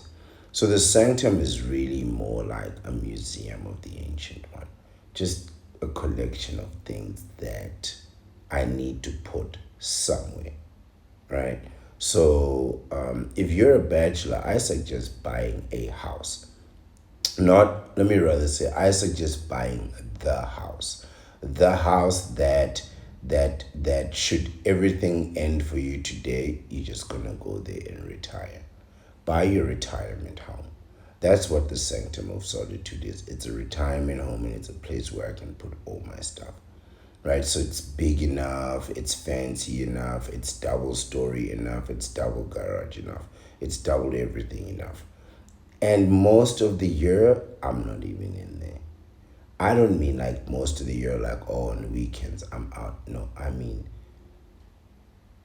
I could leave in January and only see my house in March the next year. So I'll go all the way to the next January, and then 3 additional months, and then be like, you know what, I need to go home, and then go home, and then be like, okay, enough of this, I'm leaving, right? So it's a place for me where I know I can come in and out. Some people know about it, some people don't know about it, right? But if I say I'm going home, I don't mean I'm going to where anybody else is. I'm going to the sanctum of solitude, where I can lock the door and nobody says nothing.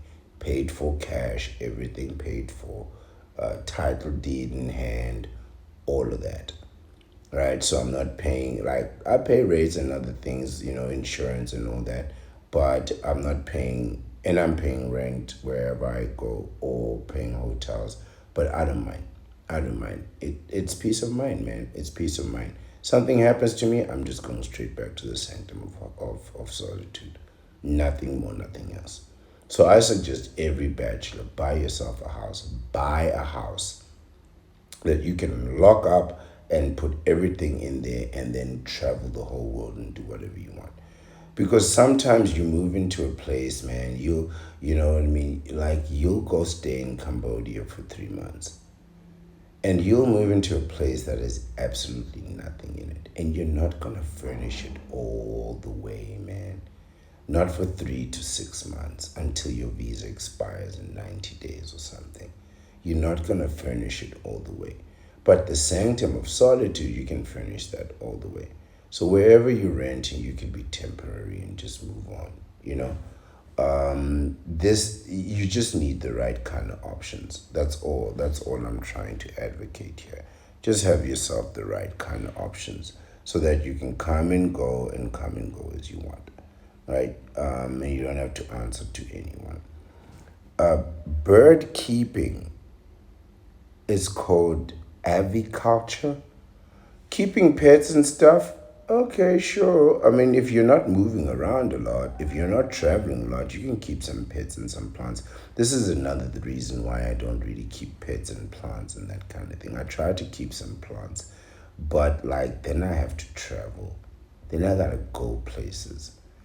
And if you're gone somewhere for a week or two, your plants are gonna die. Your plants are definitely gonna die, unless you have like some mechanism to keep them fed and watered over that period. That's why some people will even give a stranger their key and say, can you feed and water my plants? And that person is gonna disappoint you. I promise you, that person is gonna keep disappointing you. So if you want like birds and animals, plants, that kind of thing, you have to be pretty stable. You have to be sure you won't be leaving your house for 2 or 3 days, for longer than 2 or 3 days at a time, right? Because some of these plants need to be fed that often. Care for and observe beauty of various bird species in the world of aviculture. Model building, to each his own. Create intricate models of airplanes, ships, and cars with precision and detail. Things like this, things like this. You're going to build all this stuff, and then where you going to put it? You got to put it in the sanctum of solitude, man. You got to build this stuff and then leave it in like a rental apartment. And then, the landlord's kids are going to mess your models up. So, things like this, go ahead, do them, have fun, but then where you going to put all that stuff? Bird watching is something that I find very interesting. Explore the worlds of birds, watching and identifying different species in their natural habitats. Bird watching or bird photography is something that's very interesting, right? So there's a whole community of people who you go somewhere and you take a picture of something and you'll post it in the community, and the whole community of bird watchers will appreciate it. But there's more to it than that, right? You get to spend time outside in nature, you get to see beautiful views, you get to be there with a purpose. You get to travel to different places all over the world. It really challenges you. And then there are birds that are indigenous to certain parts of the world and that only are available at certain times of the year. So, like, you really get to learn a lot and you really get to travel. And then, even if you don't find or see the birds, that's the best part about bird watching when I think about it. Even if you don't actually find or see or capture a picture of a bird, you're in a beautiful place, you're traveling, you have a purpose, you don't achieve the purpose, you can document the failure around all of this beauty, right? This newness that you're experiencing.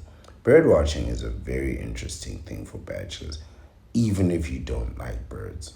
I would absolutely do bird watching, and I have no interest in birds. Right? Just something that will send me from Antarctica to Jamaica, right? And with some kind of purpose to say, well, I heard this part of bird is only available in Jamaica. In the meantime, I'm staying in a beach resort and I'm riding jet skis, right? But in the morning, we'll wake up, have some delicious breakfast, put on some weird clothes, and go look at some birds, right? And see what we can see.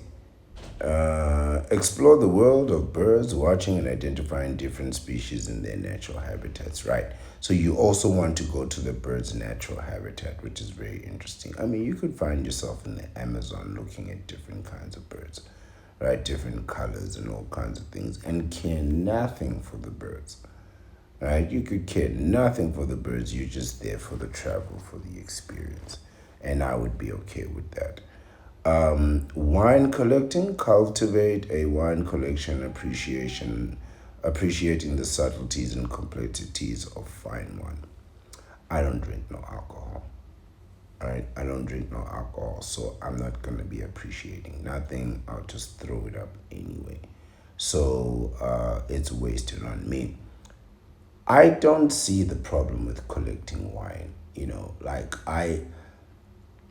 I'm the type of person, to be honest with you, I would have some alcohol in my house.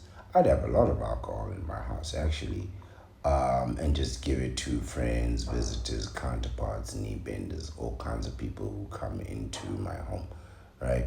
But I don't actually keep it because, it doesn't matter to me. So if somebody wants to come over and they want to have a drink, I'll happily go buy my 0% with them and we'll buy whatever you want, bring it over, and we can have a drink, right? There's really not a problem for me. I don't care one way or the other.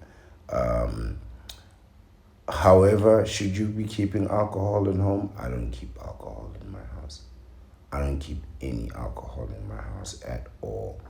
Not zero, not a drop, not even the 0% stuff. Nothing. I did have 1 or 2 0%, but that's because it was left over from like when a counterpart was there, right? So, I was pretending, but they were not. But beyond that, you just get rid of that thing, just get rid of that stuff. But wine collecting, listen, man, I don't have a problem with it. Keep some wine in your house, serve it to your friends, serve it to your guests. You'll probably have a lot of visitors coming through. It doesn't really bother me one way or another, right? However, what I would do is I would probably make my own wine.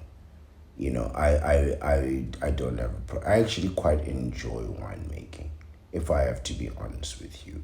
As a person who doesn't drink, there's something about it. There's something about making wine, creating alcohol that I know people are gonna drink and get smashed and get wasted and party and dance and do that, and that's gonna just entertain me, and I'm gonna be laughing all the way through, even though I don't drink the stuff. Right? There's nothing more hilarious than a drunk person trying to make sense, but not for me. So I'll make the stuff, but I won't drink the stuff. It's just one of those things, And I'll serve it to you, and you can pretend you don't want to drink it, and I could care less. Throw it out. Let's see you. You're an alcoholic. Let's see how much alcohol you can throw away before you like. You know what? Let me try this stuff. But yeah, people have tried my wine. Haven't complained yet. I haven't made some in a while, by the way. But I found like an internet recipe that actually really works, and people didn't mind it too much. Maybe I could have, diluted it a little bit and put some water in it so it wasn't so heavy. But to each his own, right? They still drank it, they still threw up. Metal detecting. I don't know about all that. Why would I want to go find metal? But to each his own. Uncover hidden treasures and historical artifacts buried beneath the Earth's surface. Why? Why? Rock collecting. No. No. No, no, no, no, no, no. I'm not collecting stones. I'm not collecting stones.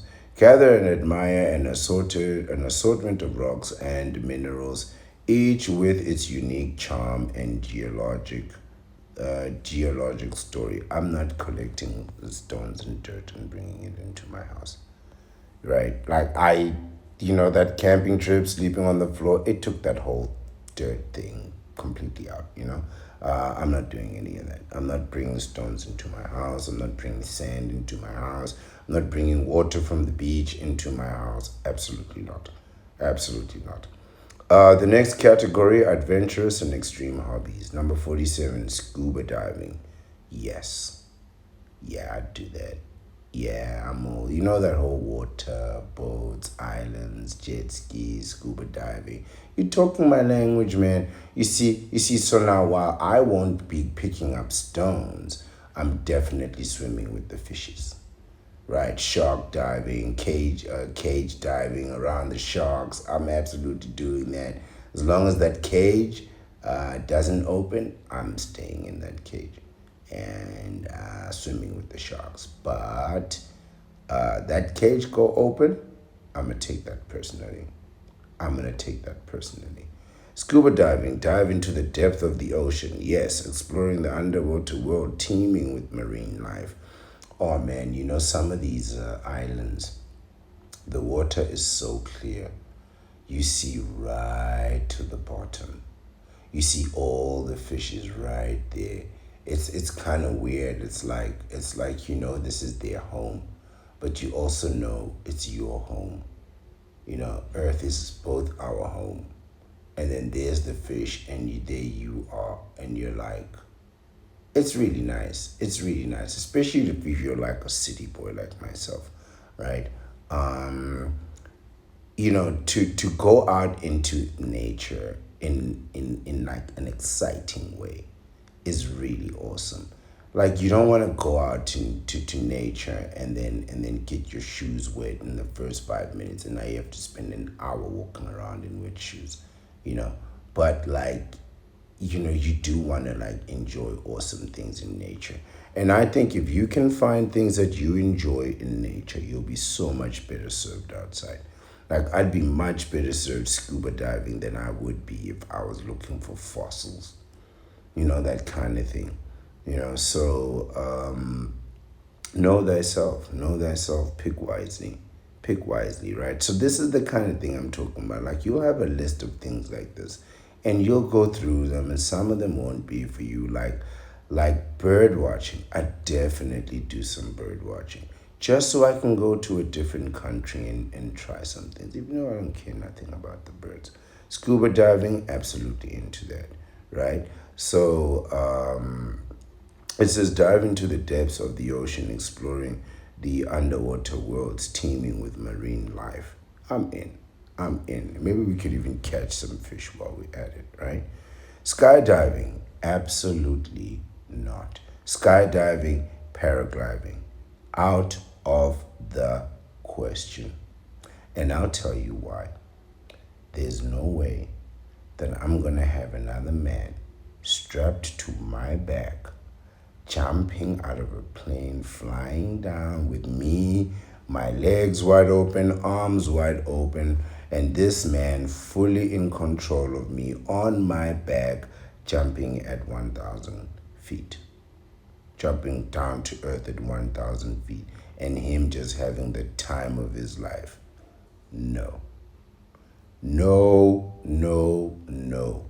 Not only that, I wouldn't take my counterpart skydiving. Now, I got to look at my woman with another man strapped on her back, flying down at whatever speed, and she's like holding on to him because she needs him to survive. Absolutely not. And he's in full control, and this guy's in full control of me, and we're both waving at each other. Hey, look at us, look at us. And she has to look at me with another man strapped behind my back. Absolutely not. I would never go skydiving under any circumstances whatsoever. I don't want to be the guy with another man strapped in my front, and I also don't want to be the guy with another man strapped in my back. I don't want to have a man strapped to me at all. I don't want no man strapped to me under any circumstances at all, let alone falling 100,000 feet from the air. Free falling with a man strapped to my back. Unacceptable. If you've ever been skydiving, you need to reconsider your life choices. Take the leap and experience the exhilarating rush of free fall from the high altitudes with another man strapped behind you. Absolutely not. Paragliding, glide gracefully through the skies, taking in breathtaking aerial views with another man strapped behind your back. You see how that just doesn't come together? You cannot ignore the fact that you've got a man strapped behind you, man. And I mean tight like glue. Don't do it, my brother. Don't do it. No matter what the counterpart says, let's go skydiving. Out of the question. Explain to her that you cannot have another man strapped behind your back while you're free flowing 100,000 feet in the air. Simultaneously, you cannot allow your woman to be strapped to another man under any circumstances.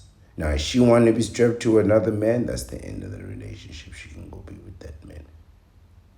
I'm not trying to decrease your experiences and whatnot, but you have to understand, woman, I am not going skydiving under any circumstances whatsoever. The only time I would do that is if the plane was on fire and I was certain I was going to die, and the only way to save my life was to allow this man to strap himself to my back. And even then, I'd have to think about it. I mean, I'd need a minute. I'd need a minute. Yes, the plane is on fire, but you're gonna have to give me a moment, man. You're gonna have to give me a moment to brace myself. Motorcycling, not for me. Not for me. Quad bikes, right, out there, right, all for that. Jet skis out in the ocean with the waves, all for that. Motorcycling out in the free open road, hit the open road on two wheels, feeling the freedom and adrenaline of riding a motorcycle until you crash. You're gonna crash. Listen, I've crashed quad bikes. You're riding and you're trying to be, you're a young man, you're a bachelor, you got a little bit of money, you're feeling invincible, you're gonna try and do a stunt. These things are not designed for stunts. The ones that are designed for stunts, they are designed for stunts. And they're built that particular way to be able to withstand things. Completely different parts. Completely different parts, right? I had to learn that. I had to learn that. So, I crashed a quad bike. It wasn't so bad, but I broke the light and I had to pay them and they replaced it. And I think everything was all right. I know I paid more for the damage and the inconvenience than what it actually took to replace the light. It was a front light, so I was completely wrong, and I was trying to be cool, and I shouldn't have done that, right? But I know if you can crash a quad bike, you're definitely gonna crash a motorcycle, man. I'm not taking that risk. I'm not even like there are places in Asia where riding motorcycles is common, right? Because like there's heavy traffic and that kind of thing.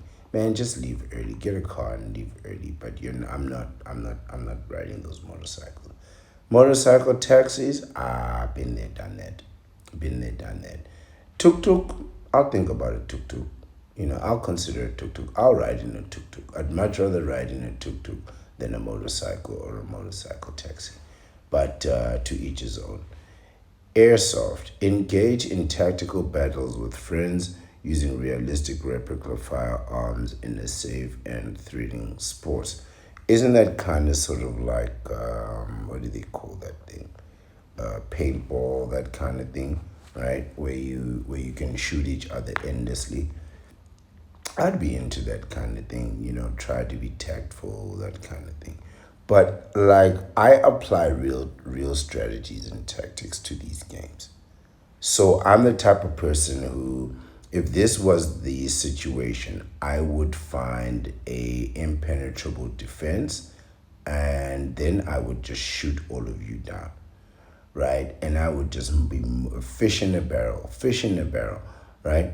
This is the strategy that I would want. I would want myself to be inaccessible and all of you to be just one shot away, just bang, bang, bang, bang, bang, with my eyes closed. So I'm really not the type of person to participate within these types of games. It becomes terrible, right? It's like one of those situations where I'll put myself in a strategic position where I cannot be defeated, but then wait patiently to defeat impatient people. And then it sort of becomes too easy, and then I have to expose myself and then wait, and then people shoot and still miss. Then I have to walk closer, and then finally somebody gets a shot. And then it's like, ha ha ha, we got you. And it's like, I was standing there for 20 minutes waiting for you to shoot me, right? Because I've just, and like I'll have one red dot and they'll have like 50 blue dots. I'm not even telling you a lie. I'm not even telling you a lie. Let me give you an example that happened at work. There was a training session several years ago where they wanted to compete for a chocolate bar. It was like, it wasn't a chocolate bar, it was like a chocolate gift bag kind of thing, gift basket kind of thing, right? And I won, right? Like it was like people were going around and around in circles, right? And so it was a situation where if you answer the right question, you're the king, and then you have to keep going until people answer the right question and you get the question wrong. I don't know why they chose to play that game. I don't know why they chose to. I massacred it. Massacred. Like I got on and I was just knocking them down, knocking them down, knocking them down, one by one by one. So eventually they had to go a second round, knock them down again. And then they gave me my gift basket. They forced me to share my gift basket. They forced me to open up my chocolates and leave them there so everybody could have something nice. If you know how upset I was, standing there smiling, watching these people eating my prize, is just nom nom nom nom nom, throwing my chocolate wrappers on the floor and in the dustbin, licking their lips and their crabby little fingers at my chocolates. I hate sharing so much. And then I had to watch these people, and then they thanked me. And I shook their hands and I said, "Oh, we're all in this together, guys. We're all part of the team." I want my chocolates back. I want my chocolates back. I'm not gonna.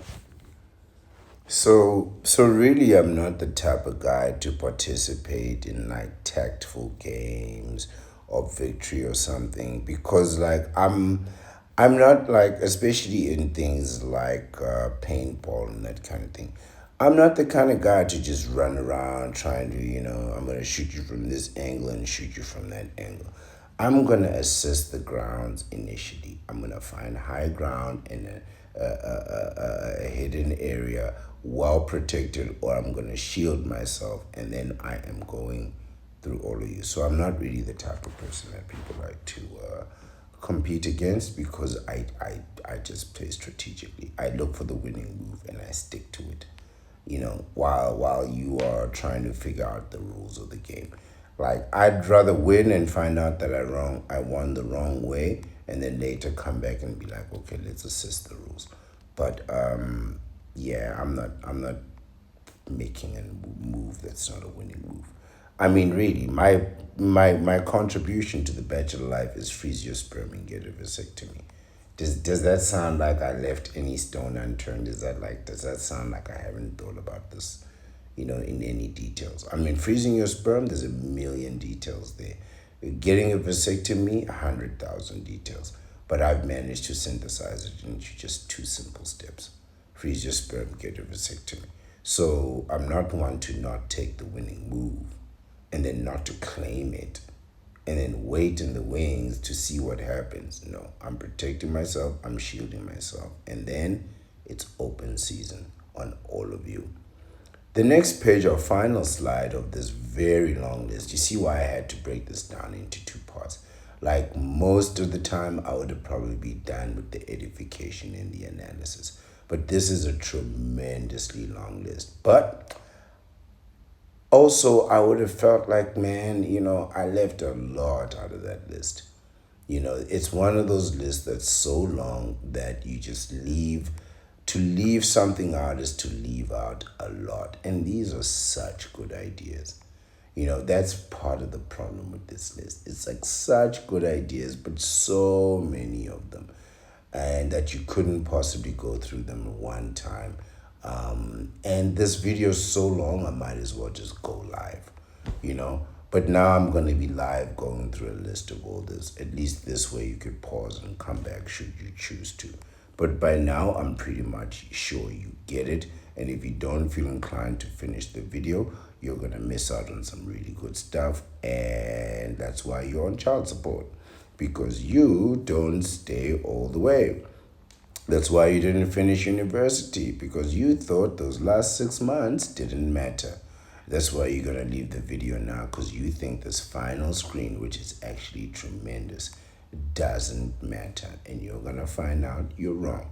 I, on the other hand, I'm doing the whole list. Culinary and beverage hobbies. Now, this is something really that I don't participate in, right? I have, but I'm really out of the cooking and things like that, right? Cooking and grilling, transform fresh ingredients into delectable dishes and master the art of grilling, creating culinary delights. Counterparts love to eat. So, if you're going to cook for them, that kind of thing, they may really like that. Now, they'll say that they don't want you to cook for them because it's a cheap date, blah, blah, blah. She's lying. She's lying. She loves it when you cook for her, right? Because she might say, well, I want to go to an expensive restaurant and experience that restaurant thing. But if you break down how much the ingredients cost, how much the wine costs, how long it took to make, like, you tell her, listen, I brewed your own wine just for you, right? And I mean, you could try other restaurants' wine, but how many private chefs have ever made wine for you? Just your own private reserve. You know what I mean? Nobody does things like that. It's the same thing as writing a counterparty letter. People will say, oh man, that's corny. 30 years, she'll still have that letter. These kinds of things, matter. These kinds of things matter, right? Being able to cook a delicious meal with fresh ingredients, they actually make a difference. Now, me, I'm not cooking anything. I'm trying to watch my weight. I'm trying to lose that weight. I'm trying to stay thin, thin, thin. You know what I'm saying? There's some people, they want to be healthy. No, I want to be thin, lollipop head. That's what I want to be. I'm not trying to put on no fat, no healthy fat, none of that. Mm-mm. So for me, not so much. Yes, I do eat. Yes, I do like to go to restaurants, but I need a timetable for restaurants. I need to be able to say I'll go to a restaurant once every 6 months or something like that. But I'm out here trying to be thin, man. I'm not really doing none of that big weight gain thing. And I don't mean thin like, oh, he's in good, decent shape. No, I mean like marathon runner thin, healthy thin, thin, thin, you know? Wine tasting, absolutely not. You know me, I don't drink, it's not my thing, but to each his own. Would I go wine tasting? Sure, sure, I'd go wine tasting, right?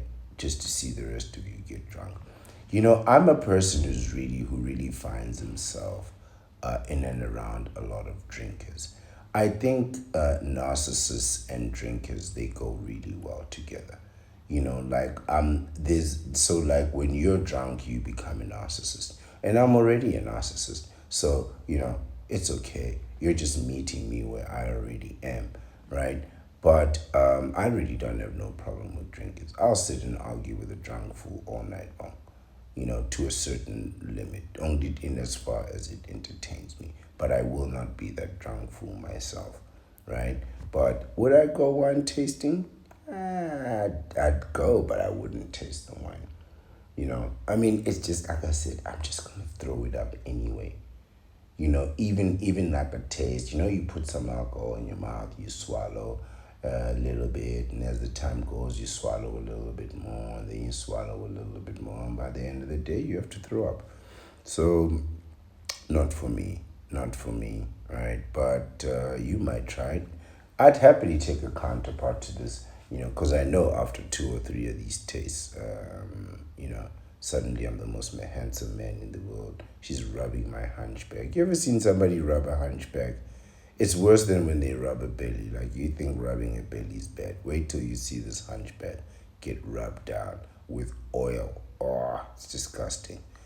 It says explore the world of wines, savor diverse flavors and aromas in pursuit of the perfect bottle. I'm just gonna throw up. Home brewing. Craft your own beer at home, experimenting with flavor and brewing techniques. Sure, I'd do that and then just give it away. Same thing with winemaking. Turn grapes into your wine creations from fermentation to aging. Sure, I'd do that and then just give it away. But these things, cooking, wine tasting, home brewing, if you learn to brew or to make wine, you can literally make like a reserve for your girl, for your whoever it is that you want. Now, these kinds of things are viewed as corny, but they are impactful. They are truly impactful. People like to know that they're, being thought of, even though they don't know how to say thank you in grades, you know. But they like to know that they're being thought of. Making them some wine is a nice gesture. It's a nice, nice gesture. Even if you like go visit someone and say, you know what, I brewed you some wine. I brewed you some beer, or I made you some wine. It's not gonna be perfect like what you're used to, but it's organic and it's healthy, and it's you're probably gonna enjoy it. I don't know. May come up with your own script and then sell it to them. Beekeeping, care for and maintain beehives and producing honey and supporting vital pollinators. These kinds of things are a problem for bachelors, keeping animals, keeping plants, that kind of thing. Because you have to kind of be there to keep them alive. Now, I've never kept bees or any animals. Like I said, I did try to grow plants, but you're going to grow a plant for 90 days and then disappear for 3 weeks, right? So, or you're going to be home for 3 weeks and then disappear for 90 days. And then now this poor plant is just stuck there dying, So, yeah, to each his own, Foraging, no. Harvest wild edible plants and mushrooms, connecting with nature and land while foraging for sustenance. No, no, no, no, no, no. I'm not doing that. I'm not doing that. I'm not doing that. No, I'm not doing that. To each his own, guys. To each his own. You wanna harvest wild animal plants and mushrooms while you connect with nature, foraging for sustenance. Nah, none of that sounds good to me. Fitness and wellness is the last or second to last segment, other than foraging. Come on, man. No, I'm not foraging. I'm not foraging. No, no, no, no, no. Fitness, and I'm not even gonna like dignify that with like an explanation, man. I'm gonna be digging in the bushes. That camping trip, man, it really took it out of me, man. I was sleeping on the floor with my wet shoes, and they didn't get dried till the next day. My socks were ruined, my feet were soggy, and then I slept in the dirt. And now I gotta go forage. No, man, I'm not doing that. Enough, enough, enough. Why don't we go down to the restaurant, at the hotel, at the buffet, and we'll get the chef to make us an omelet? Easy. Fitness and wellness, yoga and meditation. I don't know about all that yoga stuff, but on the other hand, I do stretch my body. I do feel sometimes my muscles can get tense, especially my legs, because of all that running and all that standing, so I do like to stretch and loosen up and that kind of thing. But I don't know if I'm gonna, be doing the upside down frog or whatever these people call it, the rose petal trees, whatever these positions are called. I don't know about all that, man. I'll just stretch like when we were doing sports as young men and adolescents, all the way up to early university age. And then it becomes a point of like, are you gonna go pro with this, or are you gonna go to class? And you're like, I'm not going pro, so you go to class and you get your educations. But one of the things that the coaches teach you is how to really stretch the muscles of your body, right? And I still do a lot of those stretches today, from stretching your calves to your quads to your hamstrings, your torso, your arms, your back. Like, you can really, even your neck, you gotta do those neck exercises so that, like, when you're working out, your neck doesn't get any tension. I'll do plenty of those stretches, and I feel really good afterwards, loose and ready to go. I don't know if I'll, invest in an hour of yoga. By the way, I'm assuming it's an hour. Like, I can't imagine you'd have 10 minutes of this and it's worth your money, But I'm assuming you do like an hour of this nonsense and then pay someone for it. For me, not so much. For me, not so much. Now, I did try some yoga. There was a counterpart who was like, oh, we should come together and meditate and bond with yoga. We bonded with more than yoga. But after that bonding, I was like, man, I'm not doing this yoga nonsense. And quite frankly, she never did yoga either for after that, So it is what it is. Embrace the mind-body connection through yoga and meditation, enhancing physical and mental well-being. I'll do yoga if there's a hot enough counterpart. If she's attractive enough, sure, man, let's go do some yoga. But hey, now you got your upside down frog position. You know what I mean? I'm not doing none of that. And you're just like, am I really posing in a female intimate position? Yes, you are. You are posing in a female intimate position. And you've been doing it for an hour. 59. Fitness. Pursue physical fitness through weightlifting, running, martial arts, or CrossFit, improving strength and endurance. This was something that I meant to talk about in brief yesterday, but it just never flowed with the conversation. And it's really not flowing with the conversation today, so I'm just going to throw it in there. You're going to get hurt when you do physical sports. No, I don't mean it like don't stop, like when I say you're going to get somebody pregnant, so stop being intimate, which you should until you get a vasectomy. I don't mean that you should stop doing physical sport and fitness. I mean that part of it, like weightlifting, running, martial arts, part of that CrossFit, part of that is really putting the body through like its paces. When I do my 10K run, my legs get exhausted, man. You're running 60Ks a week, 50, 55, 60Ks a week. Your legs really get tired, and eventually you're going to get injured. And there are days where, like, I have an off day, and sometimes I'll take 2 days in a row. One, I'm exhausted. I'm tired. Two, I've achieved my goals, my weight loss goals, which is to lose weight. And so I keep losing weight. As long as I keep losing weight, I'm achieving my goal. But mostly the rest days, no matter how long they are there to avoid injury. Right? And like, I got injured in a sports encounter several years ago trying to get a black belt, which I'm never going to get. I'm over all that. But one of the things that happened was I assumed that, we could just do the movements. You could fake punch and not real punch. You could fake kick and not real kick. There's no such thing. Eventually, a kick is going to connect. And a kick connected to me badly. And I was severely injured and I couldn't work. It was bad. It was really, really, really bad.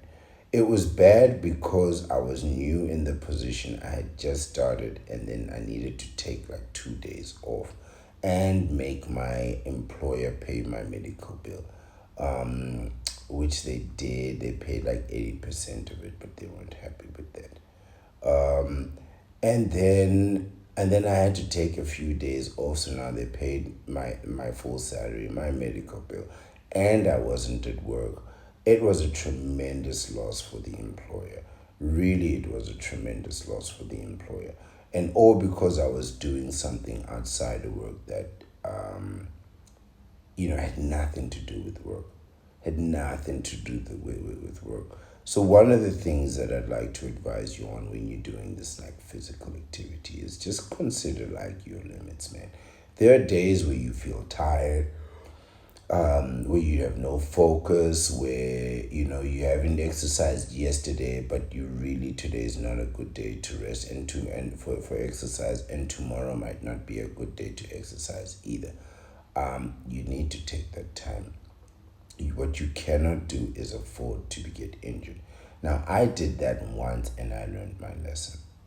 And it wasn't my physical pain that bothered me. It was the cost of the inconvenience to my owner, not owner, I beg your pardon, to my employer, right?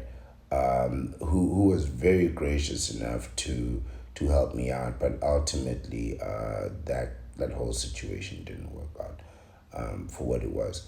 All things being equal, even if it wasn't for the injury, other things were at play too. But that memory sticks to me. Every time I think about exercising, working harder, pushing my body further, want to be as fit and as healthy as I can, then I remember, I still need to be able to walk around and move and live. And if I'm injured, I won't be able to work at all.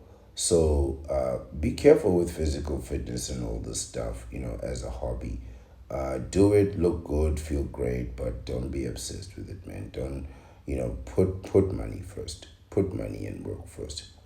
The last one, social and community oriented hobbies, number 60. I'm not doing this. Volunteering, give back to your community, absolutely not. By offering your time and skills to support charitable causes. and make a positive impact? Absolutely not. Especially if that organization includes single parents, like dads on child support and baby mamas on drama, right? I'm not supporting any of those charity organizations. Why? Because you did it to yourself. You made yourself a parent, you made yourself a father, you made yourself a knee bender. I feel sorry for the kids, but maybe this will be a lesson for the kids. Don't be like your ignorant, incompetent parents, right? Having kids that you can't afford. Now you need other people's charity to help raise your family. And here's the irony with these people, that they'll take your money to raise their family. So you got to give them money to raise their family, but they won't let you tell them how. So they'll take money from a religious organization and not believe in that religion and not follow their values, right? They'll take money from the government and then break the law, right? So they'll take money from you and then insult you for your charity, right? So maybe this should be a lesson for the children. Don't help out the parents because the parents did it for themselves. The children will suffer, but let this be a lesson for the kids. Kids, when you turn 18, freeze your sperm and get a vasectomy, unless you want to be such as your parents. Looking for charity so you can feed their kids. No, no, no, no, no, no, no. I will not be doing any charity works. I'll give a tip for service, but I'm not giving no charity. And I'll ask the person, hey man, do you have any kids? And they'll be like, yeah, I got kids going to school and whatnot. And I'll be like, you're not getting my money. You're not getting my money. I didn't bust that nut. I wasn't in there. So you go ahead and fix your own problems. You know what I mean? But as for the kid, the best thing I can do is give your kid advice. And I'm going to say, kid, when you're 18 years old, freeze your sperm, get a vasectomy. Otherwise, you're going to end up just like your dad, paying tuition for an in-grade. All right? These hobbies offer diverse avenues for men to explore their interests, passions, and talents, providing a range of opportunities for personal growth and fulfillment. And this is the end of this tremendous list. So, you know, it was worth it. It was absolutely worth it. I thought it was a very long, cumbersome, and tiring list, but I'm absolutely glad that I went through it. This is really one of the longest videos that I've made, or that I'm probably going to make. It's really, to me, an indication of how sustainable this type of communication and platform is, where one can really do this for an hour, 2 hours, 3 hours. If I could do 4 hours, there's no reason why I cannot have a full-blown show. Now, is this the kind of thing that people might want to watch? Who can say and who can tell at this point? But it is an indication of the enduring nature of this platform. Even then, I still don't think it's sufficient, to be honest with you. I don't see why if it was sustainable economically, I don't see why one wouldn't want to do it for 8 hours straight. People just come in and out of the stream, in and out of the stream, and you're just live streaming for 8 hours straight. Just like a regular job, just like a regular normal job. You just wake up, you choose your time, 10 o'clock in the morning, and you start killing that stream all day long. Shut out all the radio stations, all of the new media, the old media, just shut them out with a 10-hour live stream. And it's just you going. New material, new material, new material. Current affairs, I don't know so much about how sustainable that might be, right? But there's always something to talk about with knee benders and counterparts. But beyond that, I don't see why this shouldn't be sustainable. Any issue could be broken down to its minutiae, right? Any issue can be broken down. Articles can be, we can go into depth into these articles and into this material all day long.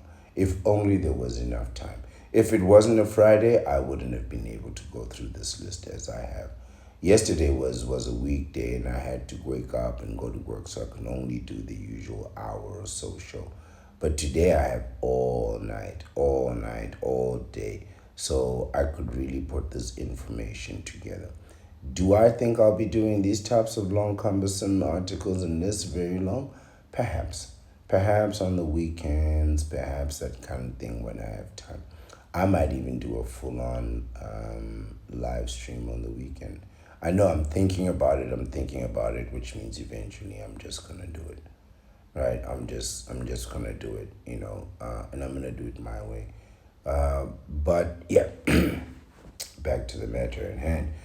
For you Bachelor 2.0s who come out of the dark dimension back into the Bachelor life, I suggest firstly freezing your sperm and getting a vasectomy. But once that has been done, I know there's a lot of things that you want to do and you still want to accomplish. I'd like you to know that you have lost a lot of time, but all those things were not done at the same time. I didn't go to every island on the same day.